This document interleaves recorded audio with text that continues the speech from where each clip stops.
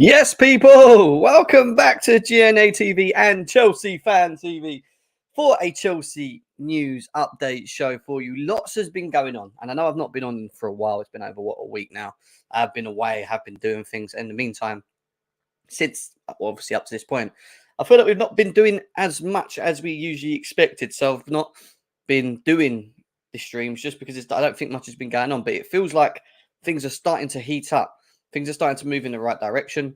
We're starting to get some more news come out today. And we're here today to talk about a lot of things. Caicedo, obviously, because we've still not got that deal done. What is the situation? Where are we at with the Caicedo thing? Conor Gallagher, who in recent conversations has been linked to West Ham and Spurs, which we'll be talking about today as well.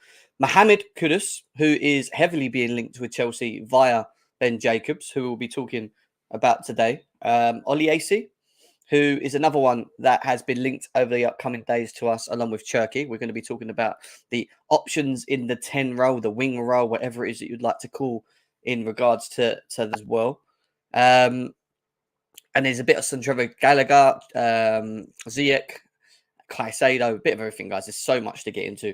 Do me a favor, smash the like, subscribe. We've got the panel coming later on today as well to go through everything Chelsea. We're going to discuss Pochettino as well, briefly, talk about the recent results that we've seen as well. There's lots to get into. There's nowhere for you guys to go right now other than just to sit here, chill with us, get yourself a drink, get yourself some snacks, get comfortable, whether you're watching me on your phone, your laptop, your TV, wherever it is that you're watching. We're going to go through all the news that up to this point in regards to Chelsea and where we stand, and anything breaking that also comes with that, we will share with you as we always do. But we are back. We are in full flow. We are getting busier. We will be doing more of these shows. So do us a favor, smash the likes, and let's cue that intro.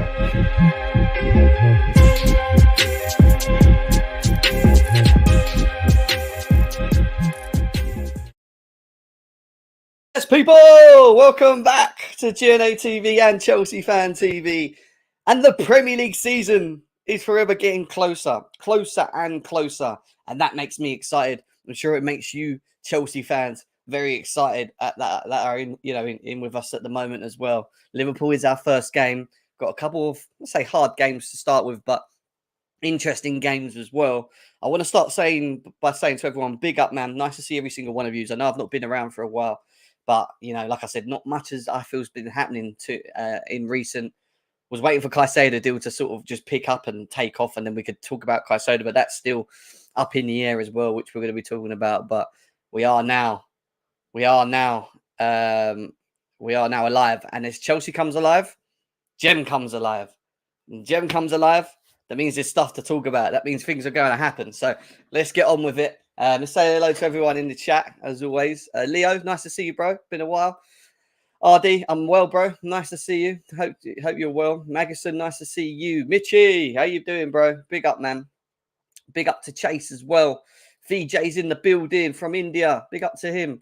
We're going to talk about Caicedo later today, Christian. We will be getting into that. Bobby, how we doing, my bro? Nice to see you, man. How we doing, Ro? Sorry, it's been too long, guys. Louis Quinn says, big up, Gem Caicedo, all dead. No, go on it. No, go on it. No, it's not dead. It's not dead. It's nowhere near dead. We're going to talk about that very soon. Big up to Shane as well. He says, you're right, mate. Big up to you. VJ's in the building. Lobo.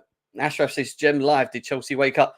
So I said, when Gem goes live, it means something's happening. It means something is starting to brew. Because I haven't been live for over a week. And we've been dead. But now I'm live. Things will start happening, guys. I am our good luck charm. I will bring news for you guys. Smash the likes, guys, if you can. At nearly 200 of you guys here already. Big love. Nice to see you all here. Can't walk away from Caicedo. No, and we're going to get into that because we do need to cover everything. Big up Tom Gem as well. Nice to see you. Leo, gets footy in the building. Big up, man. Chelsea till I die. What you saying? Big up MC. Big up Lamek. Big up Ashraf. Things are happening. Yeah. In the great words of Gerard Romero, I will say it. Things are happening, guys. Things are happening. Don't quote me all over Twitter now and start saying Gem's on. He's just said things are happening. I know what you're like. Don't do this. Don't put me in that limelight.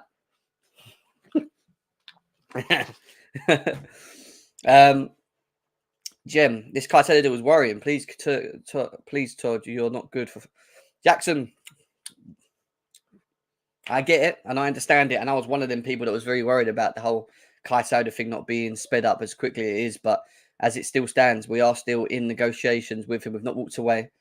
Brighton on one side are making it very hard for us, and we're going to talk about that in a bit. I'm done with Brighton. I know they're a bit of a headache, not going to lie. Caicedo come before. He has to, Leo. He has to. He has to. We have to try and get it done. Everyone's asking a lot about Caicedo today. I know it's still on our minds. It has been on our minds for weeks now, but there is also other bits going on, guys, which we're going to be discussing. Dennis and Bear, big up. What you saying? I'm from Uruguay, a fan of Chelsea. Big up Gonza from Uruguay. Big up, bro. Nice to see you. Thank you for tuning in. All across the world, and we are an international channel. It's not just the UK. We have American followers in here. We also have Uruguayans. We have Europeans. We have South American. We have everything. We have everything here. Asians. So in the chat, guys, there's 200 of you here. Let us know where you're from. Let us know where you're from in the chat. It'd be really good to know how far we reach out to people across the world. Do you think we should sign Mbappe? No, I thought that was just a load of waffle as soon as it came out. Don't get me wrong. The bid for Mbappe is a crazy one. Doesn't surprise me that it is obviously a Saudi Arabian team that's done that. But yeah. Brighton is trying to force some fake rivalry between Chelsea. Nah, I don't think so. I just think Brighton are being Brighton. Jackson should be a new number 9. We're going to talk about him and what Poch has done in a second as well, because that is something that we need to talk about. From Malaysia, welcome. India, welcome. Nigeria, this is what I'm saying. People across the world. Germany, big up to Mikhail. Nice to see you. England, come on, Sam, England. Big up from Sunny Slough. Big up to Bez Lord. How you doing? I'm Ethiopian residing in the USA. There we go. Big up from the US. Big up from listening live from Ghana. Big up Derek from Ghana. How you doing? Nice to see you. Sweden. Big up to Tom Jem from Sweden. South Africa. Big up South Africa. How are we doing in the building? Bangladesh. Come on. Bangladesh. Australia. Belfast. Ireland. Come on. This is what I'm saying to you guys. International. VJ from India. Watching from New Zealand. This is what I'm saying. It's crazy. New Zealand. We're everywhere. We're actually everywhere. And this is what's mad, guys. Every single one of you that are in here right now, tuned in and talking in the chat, are all from all across the world. It's not just one area. The amount of countries I've just read out, it's absolutely crazy. And we appreciate every single one of you and your support and, being here and tuning in with us, which is, yeah, it's a big thing for us, man. And we keep moving forward. Big up to Algeria as well. Big up to British Virgin Islands. Big up Jem from USA. From USA, Jason. Big up. Lots of US in the building. Come on. Matty's from Antarctica. Welcome from Antarctica, Matty. Big up Finland, Sierra Leone. We are going to get into Chelsea news in a second, but I don't want to be rude. I want to say hello to everyone because it's been a long time. British Virgins. What else we got here? Bobby, big up, man. Zambia, big up everyone, man. Kevin from Trinidad and Tobago. That's what I'm saying to you guys. Algeria, honestly, the amount of different people from different countries is absolutely mental. Romania, mad, guys, absolutely mad. Listen, there's 230 of you here. Big love to all of you. I do need to start getting into things. We've been 10 minutes already, and we've not even started. We've not even started to get into what we have to get into, which is going to be an interesting one, guys, because there is a lot going on with Chelsea. We're going to start with maybe more of the minor stuff, which I always start with, and a bit of news from Fabrizio Romano on one of the young players that Chelsea have in the academy. Exclusive is that Real Sociedad are set to sign Brian Fiabema, available on free transfer after decisions to part ways with Chelsea. Fiabema left Chelsea academy for a new opportunity, moving to Spain after Tudor Mendel to Anderlecht, and Henry Lawrence has gone to Standard Liège as well. So there's a lot of players that have been at this academy for a very long time that are now deciding to move on. Maybe that's because they realise they're maybe not getting the opportunities that they feel they will get at Chelsea. And a lot of that is to do with the players brought in, a lot of young players that we've brought in, that when you think of, it's like anything. Someone comes through the door, is like the new toy, for example. You know what I mean? Very young, very ambitious. They've spent money on him, so that he's going to be in the limelight. You know, like all these other academy players that have been here for like 5-6 years or whatever, even past the Bowley era into the Roman era, are probably sitting there and thinking, Jesus, like, do we hang around now? They're just, they're uploading with new young youth players. We know we're doing that because we've seen it since Bowley's come in, the amount of young players that we've brought along that are going out on loan, that are playing within the academy. And some of these players are probably thinking that there's no opportunity for them to find themselves there and have moved on. And I get it. I absolutely get it. Big up, Paul. How are you, man? Big up. But this is the thing. It's not like getting rid of the Cobham boys. And people keep going, oh, it's getting rid of too many Cobham. We're bringing in young players to play in part of Cobham. Yeah, we're selling Cobham players that have been there for 4 or 5 years, or getting rid, or maybe like a couple of these guys have done. They're moving on because they know that the opportunities are limiting because of the way Chelsea are moving, the new structure, the new project, bringing in these young players, European players with what they feel is got, like, that maybe have the potentials to become something and have the opportunities to break into the team, before them. Of course they're going to do that. Do you know what I mean? So I absolutely get it. I absolutely understand why that has happened and why that's the case as well. Big up, Dexter, man. How you doing, man? Nice to see everyone in. Loan or permanent move? Permanent move, by the looks of it. Finest football. So, yeah, there we go, guys. There's a little bit of news on that. Now, I want to quickly talk about another person. I still can't believe he's actually still here, to be honest. It's just crazy. But Hakim Ziyech is obviously still a Chelsea player. We know that he failed a medical before. He's returned to Chelsea. But Al Ali may yet revive the deal for Hakim Ziyech, is what Ben Jacobs has said today. He has to go. Like, he has to be one of the first players on the list to go anyway. And the fact that Havertz has gone, Mount has gone, Pulisic's gone, Ruben Loftus-Cheek's gone, Conor Gallagher could potentially be on his way. How the hell he is still here, I don't know. I don't think he's going to be included in the squad. I think we can clearly understand and know that.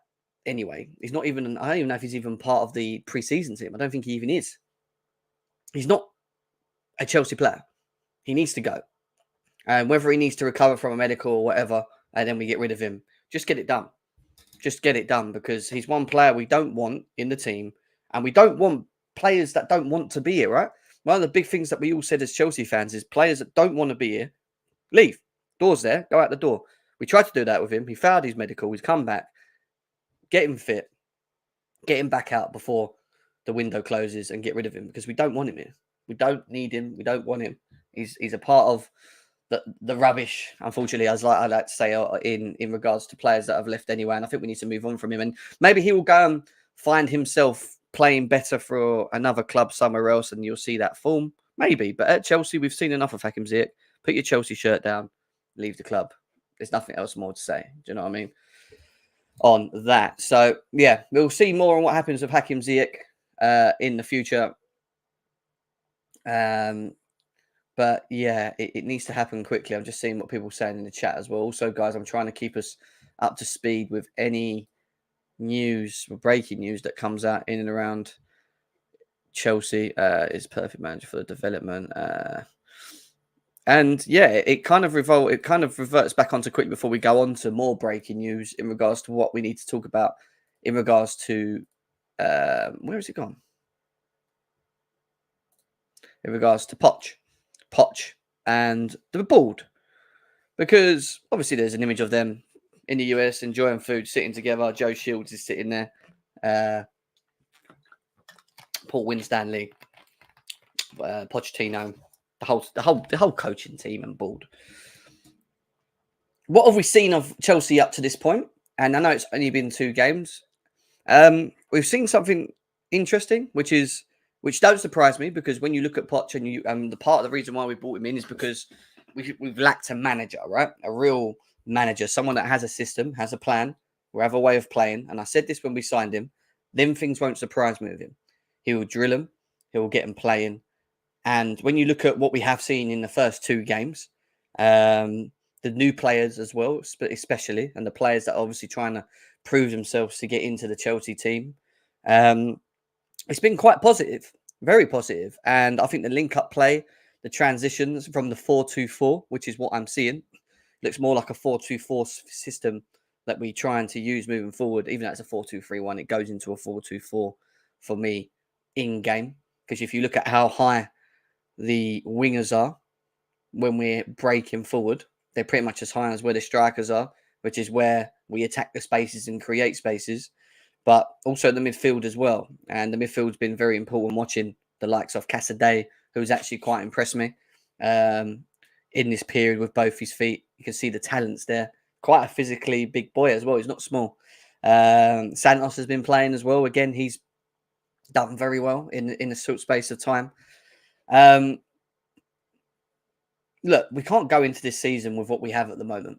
We know that. And I think there's areas that we still need to improve on. The fact that we're still looking at wingers, players that we can bring in, like Kudus, like Oliesi, like the other guy, can't remember his name right now, goes to tell me that we're looking to strengthen the winger options, which tells me that he wants that because maybe he wants versatility. He wants to be able to make sure that we're playing in the highest order through the whips. And I see that in game. I think from the whips, if you look at how involved they are and how much we use them, I think he wants dribblers, direct speed, people that can create space, people that can link up play. And then it goes on to the strikers. And obviously we know Nkunku at the moment is being used as a striker. Some people are saying, that's it, Cherky. Thank you, Dexter. Yeah, always goes out my head. And the fact that we're using him as a number 9, ideally, I think Poch has already recognised him as maybe not being that, but we've seen him in that position, scored 2 goals in 2 games. That don't surprise me because he's a killer. And, you know, in these 2 games, he's shown that, you know, he can create space, he can link play, you know, he can do all the things that we need him to do. Jackson's the one that was the question mark. You know, Jackson for me in the first 2 games, and I know it's very early to call because it's only 2 games. I think there's something there with him. I think he holds the ball up very well. His link-up play is very good. He set up a couple of goals. He had a couple of assists in the 2 games that we've seen of him. Scored a goal which felt very nice to watch because for the last 2-3 seasons, I guarantee we probably would have missed them kind of opportunities. But he puts it in the back of the net comfortably. These are little things that we've missed and we've been hungered for. And any manager that comes into this club needs to have these specific type of profile of players, and we've lacked that in the past. You know, we have lacked that. We've lacked the right profile for the manager. We've lacked the killer edge or the killer instinct from players. From individuals in that position, and it's not just Havertz. I know people say Havertz we know the situation. I ain't going to go and rewind the past because it's not worth talking about. You know, I'm looking forward. I'm looking at what we've got now, and what we've seen in a short space of time, yeah, it's going to be interesting to see. And obviously, bigger tests will come. We've got Liverpool at home in the first game. But I think he still needs to still get individual players in this squad prior to that Liverpool game. Midfield, obviously, we know Caicedo is massive. It's something that we need to really look at doing. I think Caicedo is key. But also, the fact that we're trying to look at another winger to potentially go with Madueke, which then people go, what goes on with Sterling? But for me, Sterling then just goes on the left and covers Mudryk. And then the idea, I think, is to have Nkunku and Jackson probably being the number 9s if we don't get a striker. I think that could be a possibility. If we get a striker, then I think you'll see Nkunku slip into the 10 role. And then you'd have Jackson, Brower, someone else. The truth is, you've got Jackson and Brower as your strikers. You're playing 1 game a week. You could, in theory, play games where you play Nkunku in the 10 and you play Jackson off him or Brower off him rather than just using Nkunku as the focal point. I want to see that. And then you have Mudryk or you have Madueke or whatever on the wings. You know, I want to see that sort of setup. We haven't seen that yet. But at the moment, he's being used as a 9. And I think Pochettino, this is the interesting parts of it. It's how Pochettino is going to use the squad moving forward, you know. Guys, can you do us a favour? I know we ain't got enough likes at the moment. Can we get this over 100 likes as quickly as possible? Usually the first 20 minutes, we need to clear that. I know we haven't got that already. GNA TV, we should be over 50 likes, guys. We're not even nowhere near that. If you've not hit the thumb, please hit the thumb now, guys. I really massively appreciate that. Chelsea Fan TV, 78. You're nearly there. If you haven't hit the thumbs, do it now, guys. Really appreciate it. It's 250 people over there. We've still got lots to talk on as well. We've got the panel to come in later as well. So do me a favor. Get this over 100 likes as quickly as we can. I'd massively appreciate that. GNA TV, I want to see over 50 likes over there, guys. If you can do that now, please smash the likes. Because, again, all these things help us on YouTube, helps us push us out there, helps us grow as a platform as well. Massively appreciate it, guys. So big up to yous. But yeah, so, all interesting stuff. Yeah, all stuff that we need to wait and see on. But so far, positive things, positive watch. But, the questions are still there to be answered. So let's see what happens. Smash the like buttons for you. Big up Chelsea for life, man. Big up everyone. Thank you for doing that for me. Hello, Chelsea family. How are you, bro? You think Saudis are ruining football? No, I don't. Not really. I think when Fabrizio, Angelo's another one. I didn't get to speak to him. I thought he looked very good and sharp. I do think that it forces him out a little bit with the fact that we're looking at a Kudus or someone. And him going on loan over to the club that we just bought, Strasbourg, I think it is, isn't it? Maybe that makes sense for a year. Maybe he's just still very young and not ready for that. But, if he goes over there and smashes it, gets the experience in, comes over next season, why not? Why not? Right, let's move on from that. I want to quickly talk about, going back to transfer news. I want to quickly talk about someone that we've not really been talking about a lot. And I know we have been told that he's in the the transfer market as available, but Trevor Chalobah is viewed as internally by Chelsea as another sellable asset. We know Conor Gallagher, who we're going to come to next, is one of them, but we also know that Trevor Chalobah is as well. We were told that Inter Milan were interested in him, very interested in him. Got a bit quiet.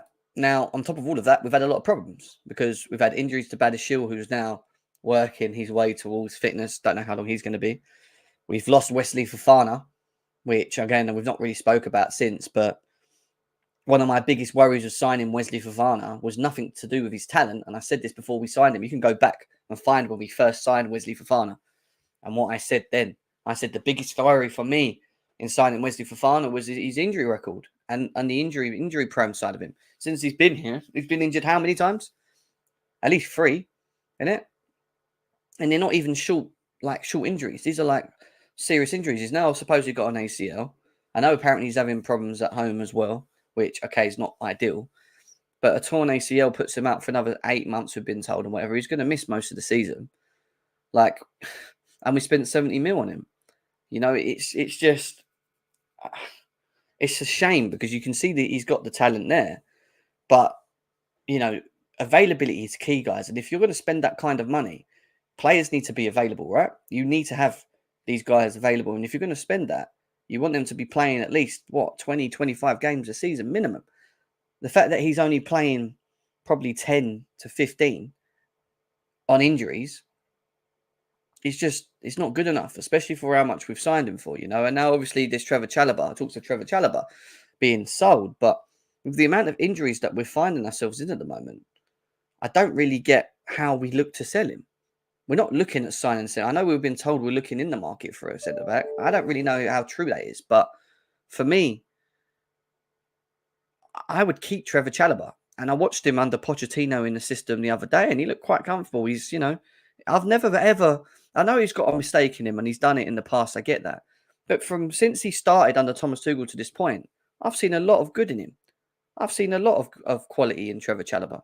And I think people underlook him and they undercard him and think, no, he's not good enough for Chelsea, this, that, and the other. I don't agree with it. I really genuinely don't agree with it. I think there's a good player in him. With experience, with time. I think he's a good option to have in the team, especially when we find ourselves in the place where we do now. And we're not even in the season. So what happens when we're in the season and we need someone then? Oh, what, we just sell Trevor Chalobah, then what? Who's going to come in? Say we ain't got Badiashile or Fofana. You got Silva and Colwill, that's it. It makes no sense, But you say that, he was fine. He was fine the other day when I watched him in pre-season. I've seen him in the back 4 in the league. And yeah, he's a little bit shaky here and there sometimes. But what one of them ain't?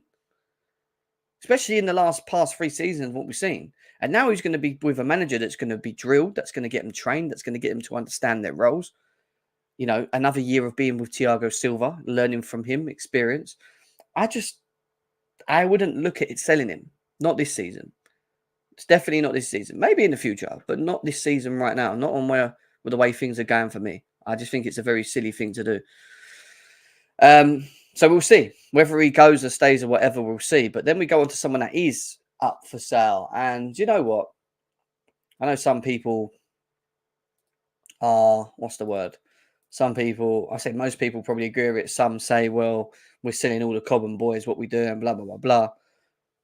I've already said it, and I'll continue saying it. Yeah, he's been playing in pre-season, and he looks maybe better in a Poch system, and he scored, 1 or 2 goals and whatever. But I don't...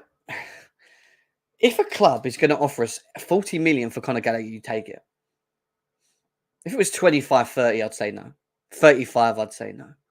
But 40 to 50 million for Conor Gallagher, if anyone gets anywhere near that, you take it. He goes. You get rid of him. You don't even question the sum. You just take the money. Because, yes, we can use that money in better areas. And we can bring in better options. And we're going to talk about that in a second. But I just don't feel, watching him, I keep saying it, that he is Chelsea quality. I don't feel he has the versatility that we need to play the role that we need him to. I don't think that he's a very good in a possession-based team. I think he's better in a team where you're not as possession-based, but you kind of play counter football and he fills in the gaps and finds himself in them pockets where he can like get himself outside the box and maybe take a shot or whip a ball in. I just don't. When it comes to breaking teams down and trying to pull it through him and give him the ball and turn around and I don't ever feel like he's that player. And I think that is a very important area that we need to obviously address. And we need someone with the abilities that has the creative mind to do that on a more often basis. And that's why we want to see Enzo a lot further forward, provided we get someone next to him. But for me, Conor Gallagher, it just don't work for me personally. I think if we can get 40 to 45 million, you take it, and then you use that money to go elsewhere. And what Fabrizio Romano said here is Chelsea have rejected West Ham's first bid of around 40 million with add-ons. So that could have been 30 plus 10 million, 32, whatever. After discussing internally and also with Mauricio Pochettino, Chelsea decided to reject. So Pochettino and the board discussed the bid and decided to reject it. West Ham remain interested, but Chelsea want at least 50 million to sell Conor Gallagher. And that 50 million isn't 50 million cash. That's a 50 million package, including in add-ons. So it could be that they increase their bid by offering us 40 million, let's say, and then 5 million or 7 million or 10 million, whatever it is, in add-ons as well, which maybe get the job done. And you can't question. The one thing I don't feel we can do much at the moment is question the board and how they sell players. Because if you look at what they've done with Kai Havertz and how much they managed to make by holding out on him via Arsenal, it was amazing. It was a great deal. You look at what they've done with Mason Mount. Held out. Man United want less, and all of a sudden they folded. They paid. They got him. They're so close to the Gallagher offer anyway that it'd be stupid for them if they're that interested. And I don't think it'll go West Ham. I think Tottenham will be the ones that I think potentially will offer the 40 with a bit of add-ons. But, at the end of the day, anything in that bracket, you take it. And then with that, we then utilize it. And that's what I think we're trying to do. I think that's what we're trying to do.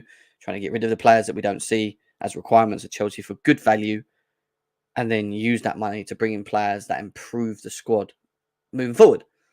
And that's what we're seeing, right? Guys, 350 of you here, half hour in. Big up to every single one of you guys. Big love to all of you as well. Smash the likes, guys. Keep getting them likes up. I've got the panel coming in later on as well. Still got quite a bit to go through, actually. So we'll get on with it as well. So at the moment, Chelsea have rejected the West Ham bid. We're waiting for Tottenham to come in and offer an initial bid, but it has to be in and around, including add-ons, of 50 million for that. We'll see what happens in the next couple of days with him, but he is in the market. He is for sale. They are discussing with Poch probably the bid amount. So, i.e., like they did this time, 30 odd million plus, should we accept it? Yes or no? No. Yeah, we've been told Poch likes the player and would recommend keeping him. But at the same time, maybe we've given him another option. Maybe we said, well, if we sell him and we make the value, like we said, and they've agreed on it with Poch. He goes, all right, well, if we get that, we'll accept it. Maybe they've said, we'll use that money to go and improve an area that you did want and get that. And it makes sense. Do you know what I mean? So this is the whole thing of it. Sell him, but then also, what do we do with the money after? Chelsea would like a package of 50 million to sell Conor Gallagher. A source said on Monday that West Ham potentially placed a bid, potentially more than 40 million, potentially. So it was in and around it, but more. We need more add-ons to increase it to the close to the 50s for him. So we'll keep you updated on Conor Gallagher as we speak. If any more news comes in while we are live, let's just see if anything else has come on since I've been on. Let's have a quick look. I can't believe Twitter's changed to X now, isn't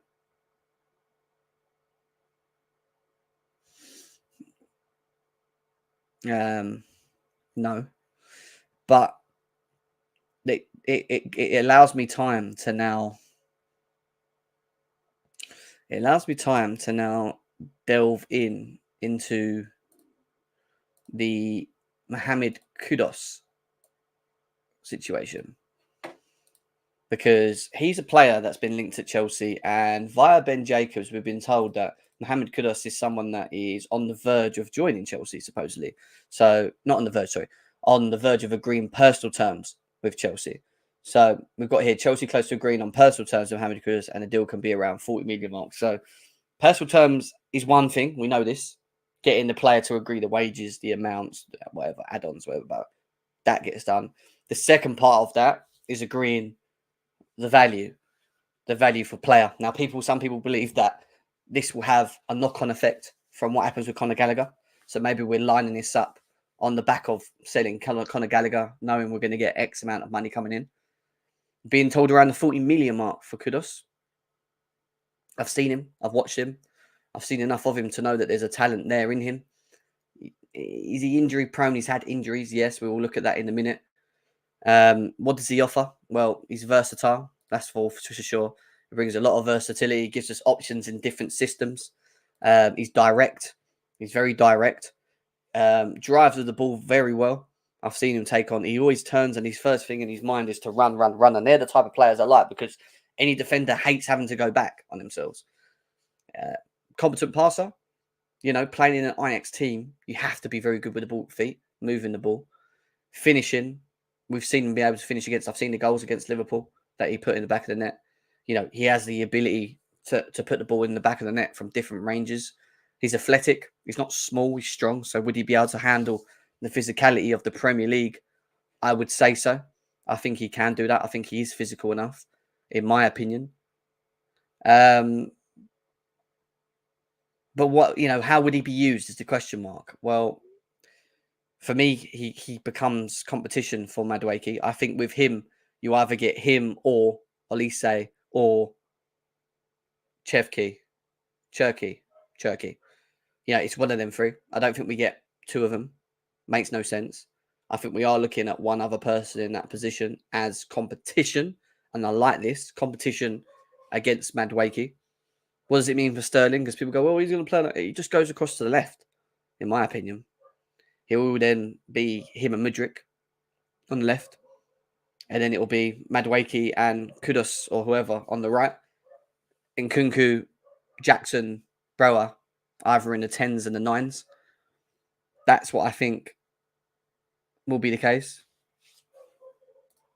If Chelsea out, we need to make both Kudus and Olise.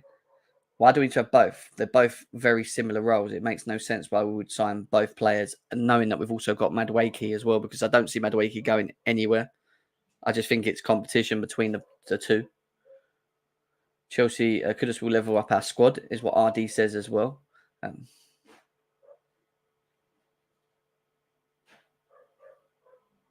Well, we're going to talk about that in a bit. We will talk about the strikers. We will sell Sterling, get 300k a week. I don't think they will do that at Dennington. I think Sterling's going to be heavily involved in this team, to be honest. And I think between him and Mudryk, you'll see, if we get this done, I think you'll see a bit of a switch around, a bit of competition. And I think that's good. Competition in areas is a good thing, guys. We want to see that as well. But yeah, so there's that on him. And then we're going to... Oh, shit. What did I do that? There is some little like stats on Kudus as well, which we'll get into in a second. I don't know why I just did that, just to lead saying. Kudus registered 100 successful take-ons, 104 than any other Ajax player during the season just gone. He also made 100 plus ball recoveries, 134, which is 134, and scored more goals, 16, than any other Ajax player. So does he have the ability to put the ball in the back of net? Can he finish? Yes. I want wingers that can finish. He can do that. Is he direct and skillful? Yes. Is he creative? Yes. I think there's a lot that he offers. And I think maybe under a manager like Poch, providing we keep him fit and working in the system, maybe we could really see a real top player in Mohammed, because there is the ability there. The difference with him to someone like Hakim Ziyech is that he offers more. He has more about him. He's got a lot more in his locker. Hakim Ziyech was weak, didn't really work in the Premier League physicality-wise, very predictable, couldn't dribble. Yeah, he had a good left foot, but rarely used it to the best of his ability. This guy has all of it, in my opinion, and is versatile and can handle the physical side because he won't get bullied off the ball and stuff. You know, we've seen him. So I think it'd be interesting. He's strong. He can hold the ball, dribble, and some goals with facts.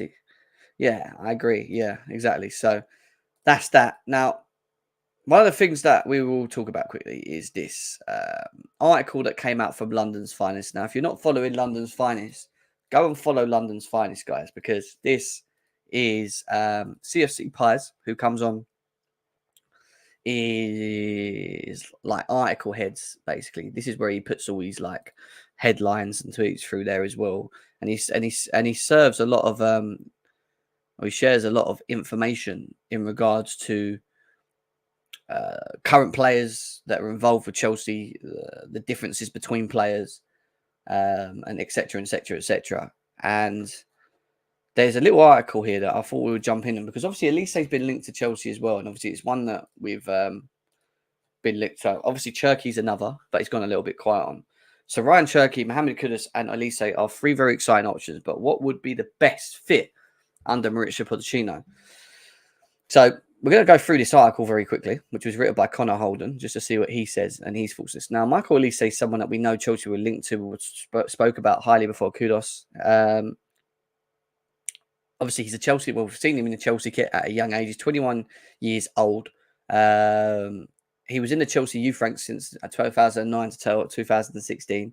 Obviously, broke his first senior level at Reading in periods of 2016 to 2019, and then joined Crystal Palace for the campaign of 1920, where he was very impressive, and obviously he got noticed for it and whatever.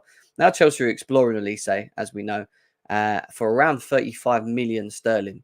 Elise is back to the club. Chelsea would be acquiring a forward player who is very creative and can play both off the right as well as behind the striker in central areas. Now, that, again, happens in between games, right? So they may start off on the right, but find themselves in other positions. I believe Elise would be a great addition to play off the right-hand side for Chelsea, as Eriksen did for Spurs under Pochettino. Elise's creativity and ability to drift inwards from the right-hand side and create chances is something that the current Chelsea team lack. He goes on to talk about stats, which will actually, I've got something for that, which we'll look at in a second. But when it comes to assists per 90, he was ranked in the top 93% among other attacking midfielders and wingers. He also averages about 4.68 in shots per 90. The statistics show that Elise could work coming off that right-hand side, comparable to Eriksen to his Spurs days. Of course, with the one-on-one ability and cross ability, Elise is also good at playing wide on the right-hand side, and therefore it can make Chelsea more unpredictable in their attacking play as well, which, again, we've seen with how we're moving forward with it. Then it talks about his interceptions and that. This shows that Elise is willing to work hard for the team and perform defensive actions as well. We've seen him work very hard for players, which what it's saying is, can he go forward, but also can he get back and work as a team? Yes, and he's valued across the pitch. We go on to Mohammed Kudus, who is a different profile to Elise. Elise excels in creating chances for teammates. Kudus is very much excels in being the goal scorer from attacking midfield areas. So, interesting, because one of the things that I always speak about, and we've looked at his goals already, and he's obviously how many goals he scored in last season, is that we talk about having wingers that actually contribute to goals, people that will come in and, and not only create, but add to the score sheet, because you can't always rely on striker. I know we keep talking about we need a striker, but you also need wingers to contribute to that. And if he can get into double digits, which he has done already, and assist and create and add goals to this team, it brings us a lot closer to challenging for the Champions League or pushing us further up the table. Because when you look at all of the successful teams in the past of Chelsea, we've always had contributors. We've never really had a 30-goal season striker that's carried us.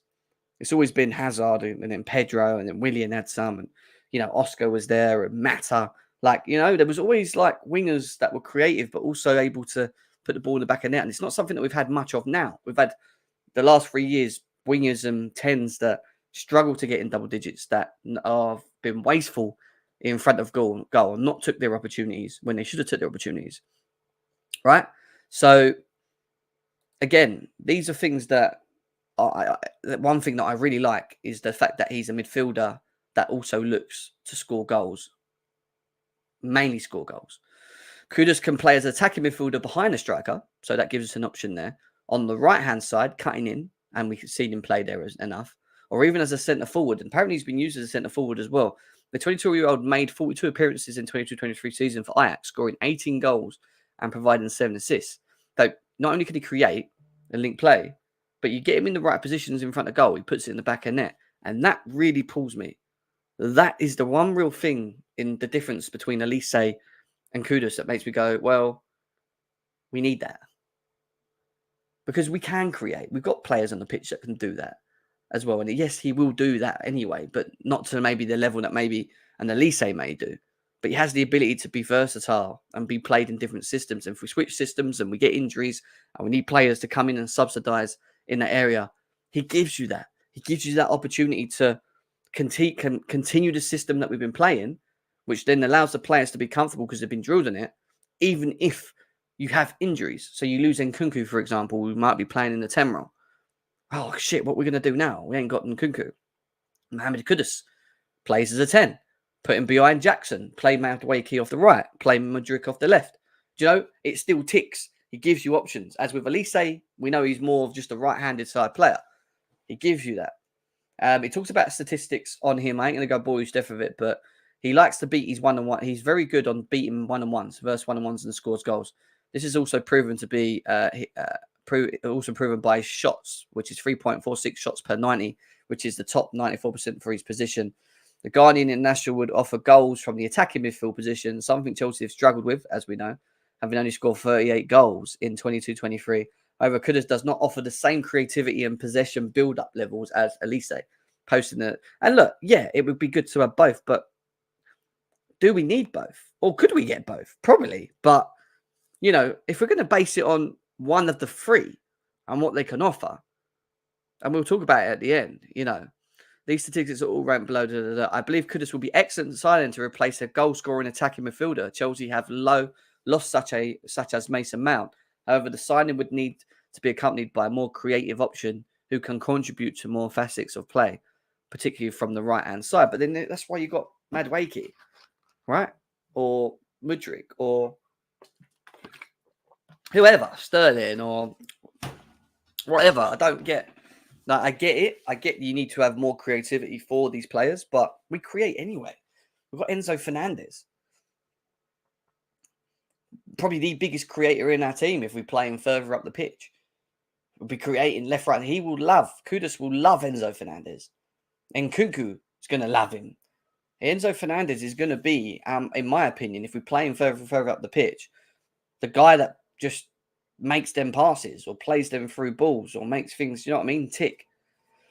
Then there's Cherki. And obviously, I don't want to go too much on about Cherki because we've been linked to him on and off. And obviously, we know the abilities he has to play in the 10, to play off the right, to play in a fluid 4-2-3-1 system, to be able to drive inside and link up play and create.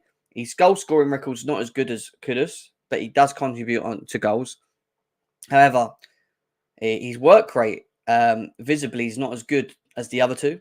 He's not as much of a worker. And I think in the Poch system, you'll want that. I think the issue in all of this, and obviously the conclusion from what he's got here is, as previously I mentioned, Kudus, I would not address the creativity that Chelsea want to address, and therefore I would only sign Kudus alongside with more creative option. Yeah, in my opinion, Cherki has the highest ceiling in the list of players. I would only make him number one target. However, Elise at such a low fee with the talent that he possesses would be very clever buy from Chelsea. If Chelsea managed to acquire one of Elise Cherki alongside Kudus, this would be extremely good recruitment from the club. So, yes, of course, we could get both, and that could happen. It might be a case that the board and the club are looking at. Yes, Sam, what are you saying, darling? Nice to see you. How are you? We are. We're talking about Cherki, Kudus, and Elise at the moment. When you look at the comparisons, they all offer something different. And obviously the board are looking at a replacement for Gallagher, who maybe plays in that role. So maybe the board's view is not to have one of the three.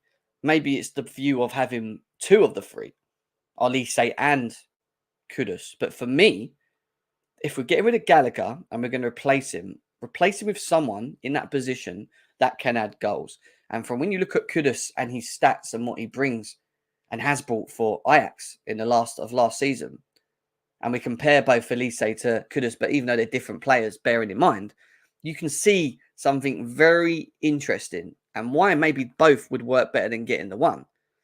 Kudus has played 30 games, 11 goals, 3 assists in his league. Elise in the Premier League has played 37 games, pretty much every game, only 2 goals, which shows he's not really a goal scorer, but he has 11 assists. So if you take what Kudus is very good at, which is scoring, creating for him to score double digits, 18 goals this season, by the way, in all competitions, and you throw him the creativity mindset of Elise with him off the right, who then provides that assist level, you answer your question. But I also still think that Madueke can do that. And that's why if we only get the one of the three, and I'm just saying this hypothetically, if the idea is to go, right, you either get a Kudus who will be more central but can also play off the right, but maybe he's not as creative but adds goals, or you get an Elise who doesn't score as many goals but is very still young, dribbles, creates, assists at a high level. I think I'm going for Kudus. I think I would probably go for Kudus because, yes, we have Nkunku who scores goals. Jackson's still a big question mark, even though he's showing in the first couple of games. But can he sustain that and be the number 9 we need? The season will show. Kudus with Nkunku in the box, adding to goals, is massive. Because you can't just rely on Nkunku to add to goals. And I keep telling people this. We want goals across the pitch. But knowing that Kudus has that in him to do that in the box when we are creating, not only does it relieve Nkunku from having to be the killer, which we know he can be anyway, but it also adds that goal, that killer threat. And I am fed up of us not having that and being starved of that for the last 3 odd years. We've not had killer instinct players. And he is a killer instinct player. He is someone that will score goals. So I would take Kudus because he adds that. But if it means we get both, do it, because we need to have someone else on the right anyway. So if you're going to buy someone on the right and add Elise in with Madueke, why not? Especially at the assist levels that he brings. And then you can use Kudus as a 10 and maybe play Nkunku as a 9. Or vice versa. Do like a versatile switch between Nkunku and Kudus. And maybe Jackson in between that. If we don't get a striker. And that goes on to the next part of it. Because when you look at the striker options and what's available at this club, in the market, there isn't much. Harry Kane looks like he might be going Bayern Munich. Spurs won't sell it to us. Vlahovic is by the looks of it, interested by PSG, and they look like they're going to try and get that done. Osimhen is well overpriced, and we're not going to spend the money that we need to get that done. Ivan Toney is on a ban, and ideally he's probably the perfect suitor, in my opinion, for us and what we already have with what we have up front. But will Chelsea look to do that now? Probably not. What does it leave you? You talk about, what's his name? Kone. Is it Kone? No, Koliani. Koliani? You know, the one from, is it Mönchengladbach? Is it Mönchengladbach? You know, and I've seen parts of him for France and whatever, and yeah, there's a talent there, but the amount of money for him, I don't think Chelsea are going to entertain that. I just don't see it. So you have to also look at the availability in the market, guys. Kolo Muani, thank you. Thank you, Ashraf. Kolo Muani, there's talks about him. But you also have to look at the availability in the market. And I'm not too sure that we are going to, is it Frankfurt? Yeah, big up, Andy. Thank you. I'm not too sure if Chelsea are going to rush into getting a striker if the market that's available on what's available is very just limited, and it is very limited. And the fact that we went and got Jackson, are we now going to probably keep Broa, and then we get Kudus, and we have Nkunku? Does that alleviate not having a striker? Because then you have goals from Kudus, potentially double digits, and Nkunku will give you double digits. Jackson, potentially, with the question mark, could give you double digits. You have to bear in mind, we're only playing once a week as well, guys. Hell no to that. I'm sorry, that's one thing I cannot agree on. Watkins? No way. Why can't we put a bid in for Harry Kane? It's not going to happen because Levy won't ever do any business with us. Ever since the Modric situation, the Williams situation, he will not sell to Chelsea. They just won't. They won't sell Chelsea. Even though we'll probably sell him Conor Gallagher. Maybe we give him Conor Gallagher for Harry Kane. You know, it could look like that. But if we go and do that and it's successful and we get a player out of Jackson and he starts banging in goals along with Nkunku, and Kudus comes and adds to that, and, you know, we're laughing. We don't really need that one big striker. It's just, do we go and rush and just get a striker in a limited market based on what's available? I don't think so. I don't think that, unless we're going to spend money on Osimhen, which we're not going to do. What'd you do? You wait for Ivan Toney in January? I would wait. Say Jackson doesn't work for the next couple of months and it maybe just isn't working. Or maybe he just needs a bit more time because he's still very young and whatever. And he's just not, we know he's not the finished article. And we need someone that's a bit more focal point, you know, more consistent. I'd look at Ivan Toney.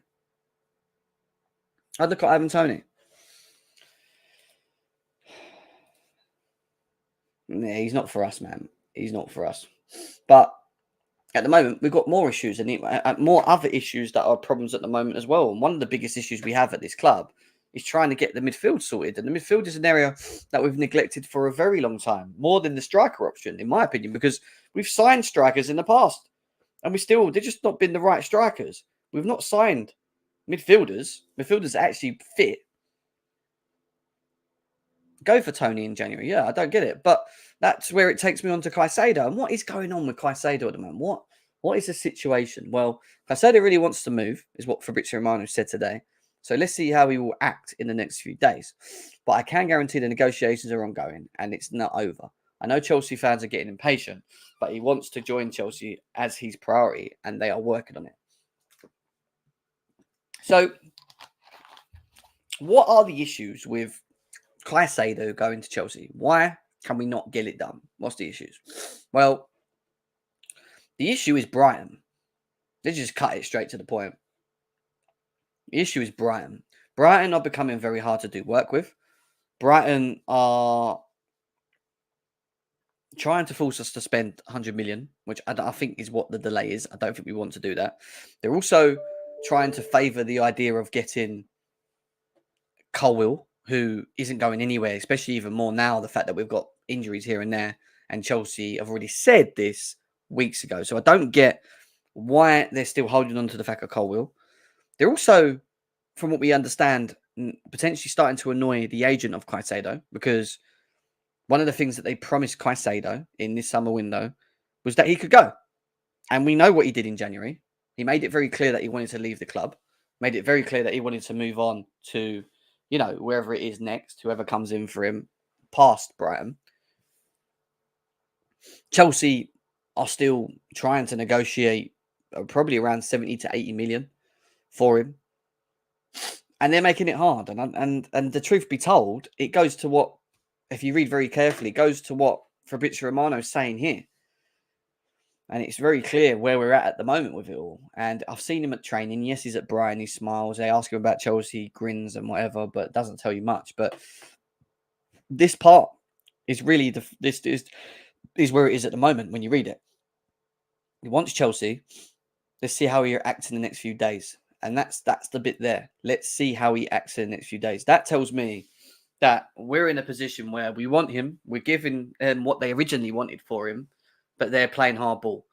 And now we need him as the player, not to kick up a fuss and be like, oh, but go and have a word, get your agent, go over to them, find out what the hell's going on, find out why we can't come to an agreement and why they've moved the goalpost now from 70, 80 million to 100 mil. Because from what Brighton are saying, and we've seen it from saying, well, we saw what happened with Declan Rice, and, we feel that Caicedo is the amount the player, if not better, than Declan Rice, and he got sold for 105 million. So why can't we demand 100 million, even though market value actually says that he's about 60, 70 million? We're going to add inflation on that, and we're going to try and do what West Ham did and, force clubs' hands and try and get the 100 mil. That is what Brighton are doing. Now, I don't think we have any problems with structure. I don't think we have any problems with trying to make it work, because I know from the past that we have good structure plans with them and they agree to them and they're happy with that. The issue with it is just the overall fee for him. And for once, I just see us sitting there going, well, you keep saying that, but we're not doing that. We'll go up to 80 mil. You said this from the beginning. This is what you guys wanted. 70 to 80 mil. You've now moved the goalpost. We're not pushing anywhere near that. We'll give you some add-ons or whatever to try and, bring it a little bit more up. But this is what we were doing. And I think this is where we're at of it. I really do, I really, really do. So at the end of the day, I don't see us pulling out of it. I don't think we can. I don't think we're in a position where we can pull out of the Caicedo deal completely. I think we have to get it done. And I think priorities are important. Guys, over 400 people here. Big up to every single one of you guys that are here. And it goes on to what I was saying on here. Obviously, to what Football Chelsea's saying on here. Chelsea have been absolutely desperate for a natural DM ever since Matic left.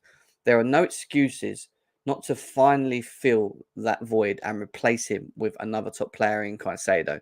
Even if it means overpaying, we will regret it if we don't. Now, some Chelsea fans are getting into the position where they feel a little bit worried. And they're now saying, listen, if Brighton are going to close the door on us because we're not playing ball, just pay it. And yes, we can use the Enzo Fernandez situation and go, well, look what we did with Enzo. We just got it done. But the difference in the Enzo Fernandez situation is that he actually forced himself out the door as well.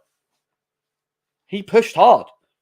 We pushed for him and Benfica made it hard, but he ultimately forced himself out the door, which made Benfica have to accept it. I think we need to see more from Caicedo. I think we need to see more from Caicedo's camp to try and get this done. And I think that's probably what we're waiting for. I think we're probably waiting to see him actually, step up a bit here and say, look, come on. Like, they're doing what you've asked them to do. Now you're saying you want this. I want to go. We're getting close to the start of the season. I'm not even over there yet. I'm moving on. I'm not going to be a Brighton player anyway. I'm here now, doing my duties and, keep myself fit, playing for you guys, whatever. But I want to go. He needs to put that pressure on him, and you need to come to an agreement with Chelsea quick. And that's where we need to get with it. And what are Brighton going to do? They're going to turn back and go, well, no, if they don't give us 100 million, you ain't going anywhere. I don't see that. I just think it needs a bit of pressure. And I don't think we should be panicking. I know it's been a little bit of a while. I don't think we should be panicking yet on the whole situation. So let's just see. No, look, when you think of it on paper, we are desperate for him. We do need him. He is literally he's literally plan A of what we need right now. If you don't get him, you have a limited market. Then you have to go and look at Romeo Lavia, and he would be the plan B for me. The next person. And obviously we know that Liverpool are already interested in him. So yes, it's important to get him. It is. I don't get you. Don't get me wrong. We need to get him done. We need him at Chelsea. But I don't think the club, if they can, are going to be held to or be pushed to having to spend over the odds to get him done, to get it done. Yeah. Yeah. But who knows? Because I can't sit here and say that we won't, because we've seen us do it in the past. But what I'm trying to do is understand where we are now at the moment. And I think we just need a bit of a push from Caicedo himself. You know, we need to see him push it himself a bit more. And that's where I think we are with it, to be honest. Yeah, so, that's that. And then also, there's this as well on Caicedo, which, and I get it all, and we're all in agreement with this, but Steve Nichols says Enzo Fernandez and Caicedo in the middle of the park changes what we think will happen with Chelsea in the Premier League. From struggling to get in the top 4 to absolutely getting in the top 4. So 100 million is worth every penny of it. It is, to a degree. However,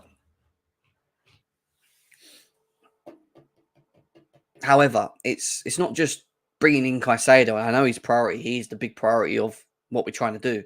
But it's also what else we're trying to do in the market. And where we could have saved 20, 30 million of paying over the odds on Caicedo might be the difference in using that money to get on Elise, for example. And I know I'm only assuming right now. So maybe the fact that we don't want to go that high is because maybe it doesn't fit the structure of what we're trying to do. Because we want him for the 80 mil. We want to get Kudus for 40 mil with the Gallagher money. And then whatever else, if we've got 30, 40 million, maybe we go and get an Elise or we sort out the goalkeeping option or whatever. But, 200 million, that will be 205 million pounds on 2 midfielders. And don't get me wrong, having Caicedo and Enzo Fernandez in your team is crazy in the pivot. It's absolutely crazy. But it's not enough. And I've told you all this. Getting him is a priority. But who else are we going to bring in as backup to him? Because what happens if one or two of them get injured or they get too many yellow cards or whatever and they're not available? Who comes in? I still think we need to have one other with them. So we need to speed up with this Caicedo thing, get to an agreement. We need Caicedo to force it a bit more, try and get them to agree or play ball with us, get it done, and then try and find someone else to come in with that.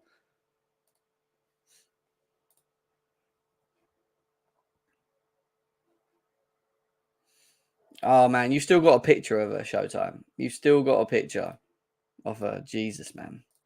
You love her, man. You still love her, don't you? You still love her, mate. Now, I'm going to read through the chat in a second, and we're going to get the panel in as well. So let's read through the chat and see what people are saying on the whole situation. This quickly. Let me just see if there's any more news for us to read in before we do that. I understand Liverpool have approached Romeo Lavia. Talks on player side of them going for about a month. Lavia remains one of the top candidates. So Liverpool are in for him at the moment.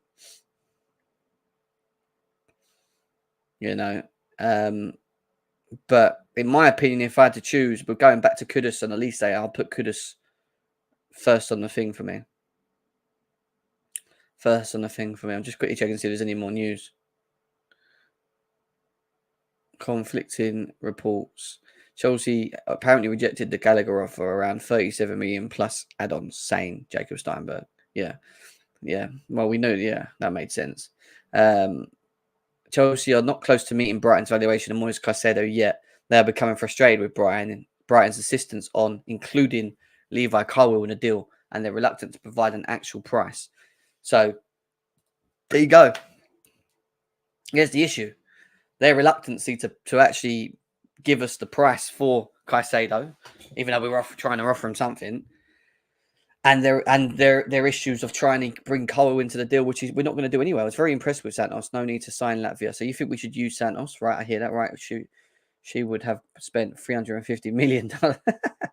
Lee. Roman would have just got the deals done. All the arsing about will end up losing out. I don't know. Again, Jay, I don't know if it's Arsenal or just, again, is it us or is it them? That's the problem here. Is it Chelsea or is it Brighton at the moment? What is the issue? 100 million is just being priced out of market by Brighton. Either way, we pay over the price or he stays.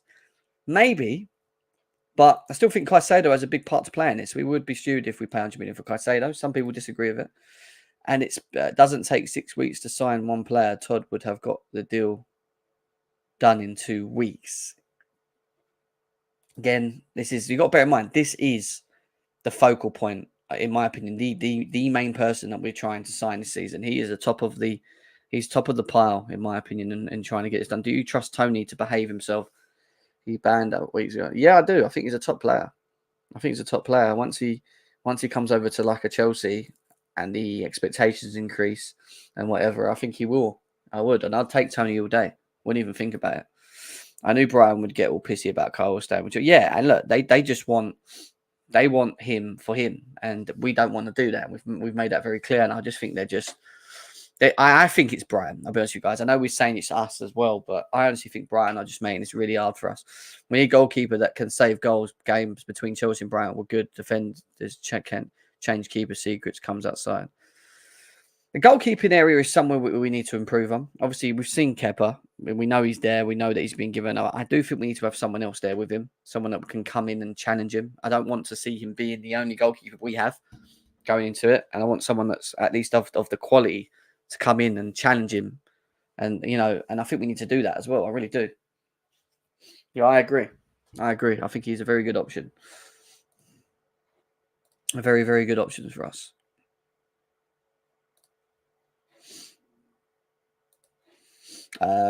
Give time for Jackson, though. Don't trust Kudus, Dutch tax. Nah, I do.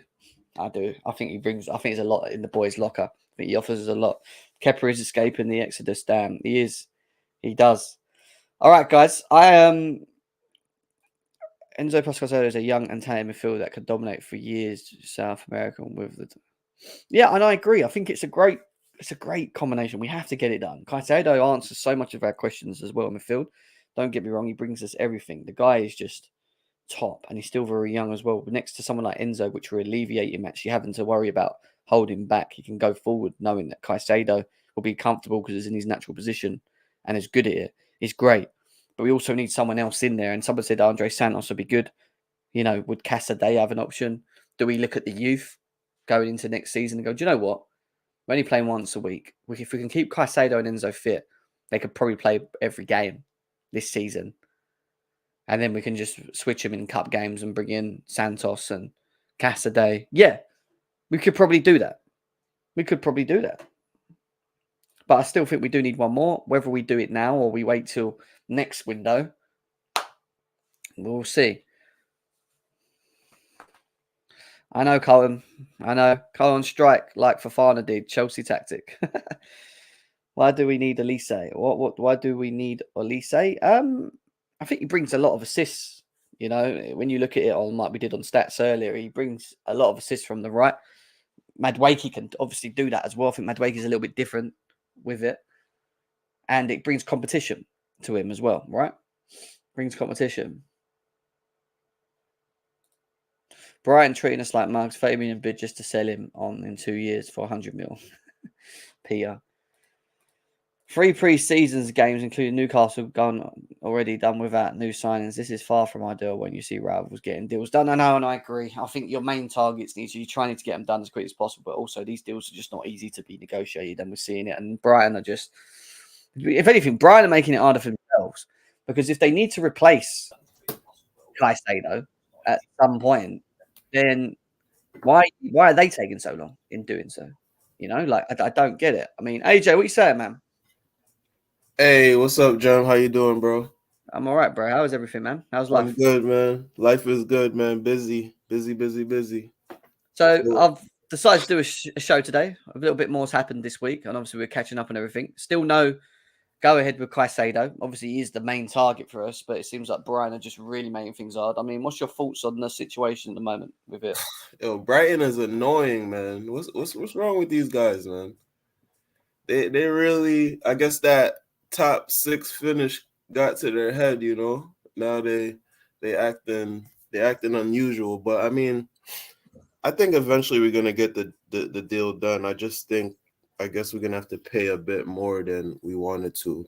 And we were trying to play hardball as well, but we kind of not in a position at this point, especially if we want to keep Colwell. So we're probably gonna pay a bit more. I hope we don't hit that 100 though. Yeah, I agree, and I think that's what the issue is, right? I think we want to hold out because we don't want to spend that. I think Yep. we need to see a bit more from Caicedo camp though. Do you know what I mean? Just to push it Yeah. a bit. Yeah, he has to take that initiative now. It gets to that stage where the players have to put their foot down and say, I want to make this move, so make it happen. That's what I'm saying. And like if you want the move, you got to push it a bit more. They've told him he could leave. We're being told by Fabrizio Romano today that he has, he's told them clearly that he's going, and they've promised that he can still go. But if that's the case, why are they not playing ball? And we're being told they want Levi Colwill. We've told them that that's not the case. It's not happening because we're keeping him, and they're still insisting on Levi Colwill.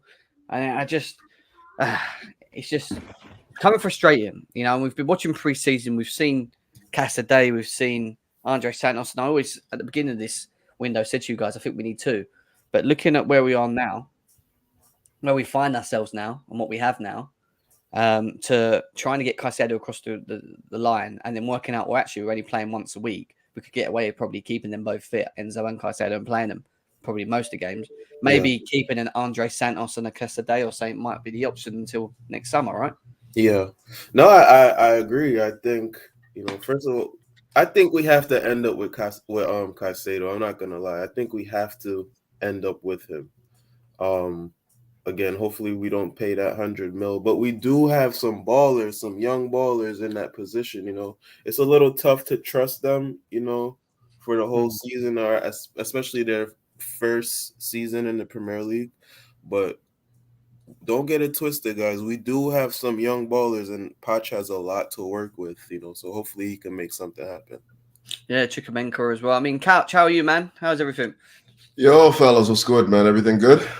Yeah, it's been a little bit quiet. It's been good to be back on doing the show and that. And obviously, there's a little bit more still going on, but we're still stuck with this whole Caicedo thing. Even since we last spoke, he's still not a Chelsea player. It seems like Brighton are making things a lot harder for Chelsea to get it done. I mean, what's your thoughts on the Caicedo thing? Let's start with at the moment. It's no different from what we've been saying, though. Like, tough negotiators, like it was always going to be a tough negotiation. They're asking for a lot of money. There's a lot of money on the table. And for me, I mean, I was banging on about this on Twitter. I don't think that we should be paying overs. I don't think we should be paying overs. We can't have it out in the market right now that Chelsea will just like cave to sellers' demands every time they go to the negotiation table. Like that's not how you build a winning squad. So I'm like this. We hold firm.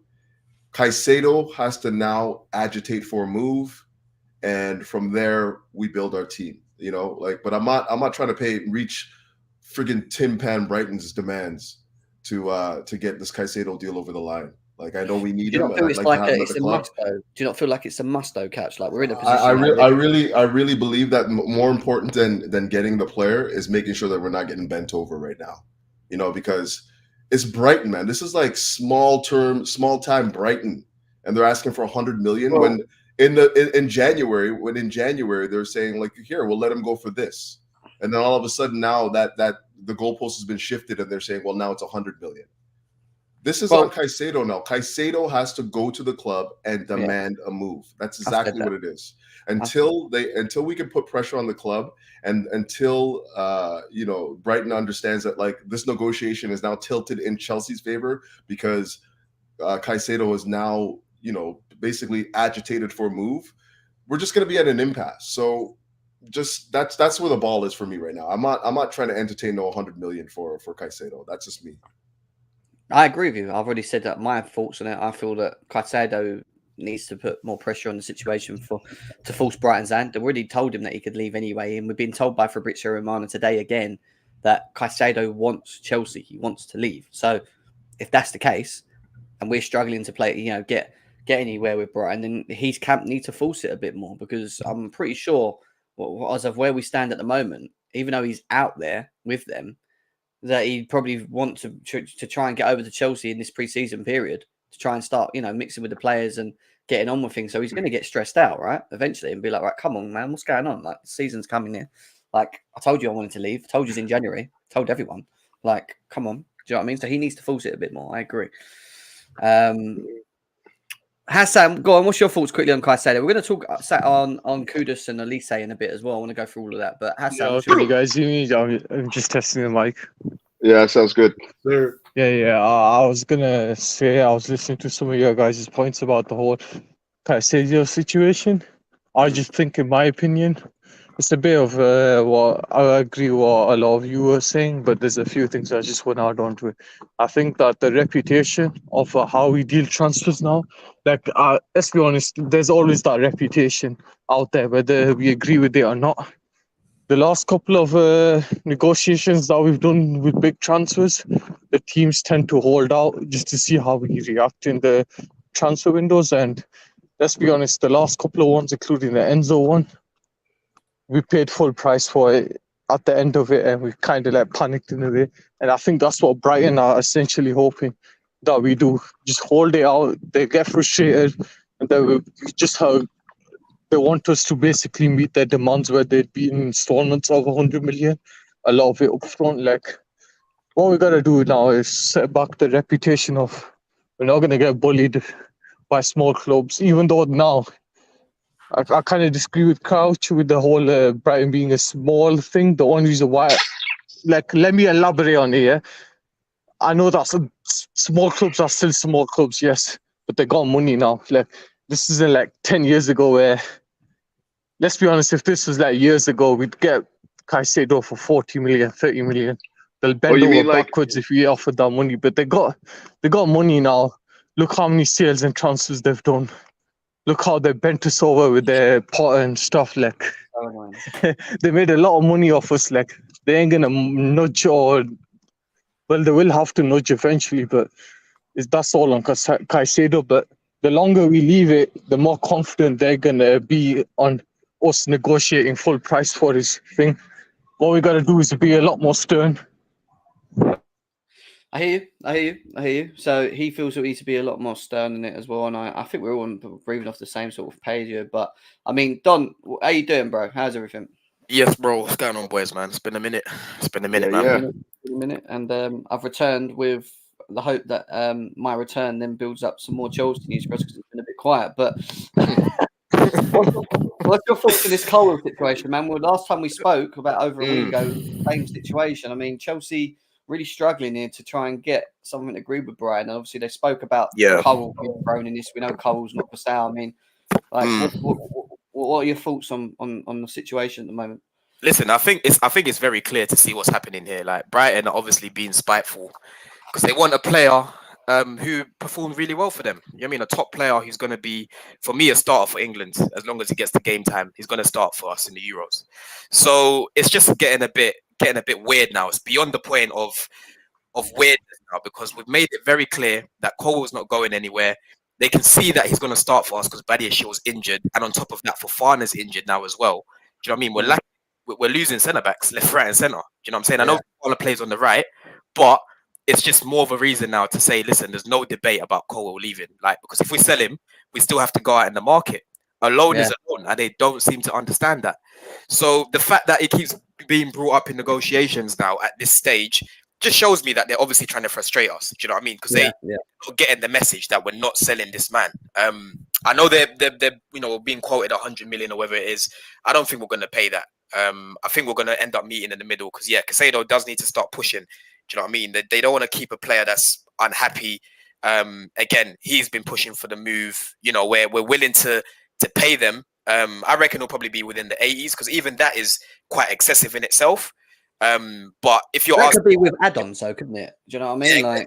Exactly. So I think it's going to be around the 80s, and in my opinion, I think that's still quite excessive because you're talking about a player that's only been doing it for like a year and a half. Do you know what I'm trying to say? I think his ceiling's a lot higher than Declan Rice, but there's a lot more reasons as to why Declan Rice should go for the price that he is in comparison to Caicedo. So they can't really use Declan Rice as a benchmark. Do you know what I mean? Exactly. Declan Rice has been doing this for like 5-6 seasons. West Ham captain, full England international, performed at the highest level in finals, just won a trophy.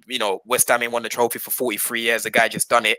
and they're trying to use Caicedo as a, oh yeah, we think he's going to be better than Rice, we think he's better than him, pay 100 million.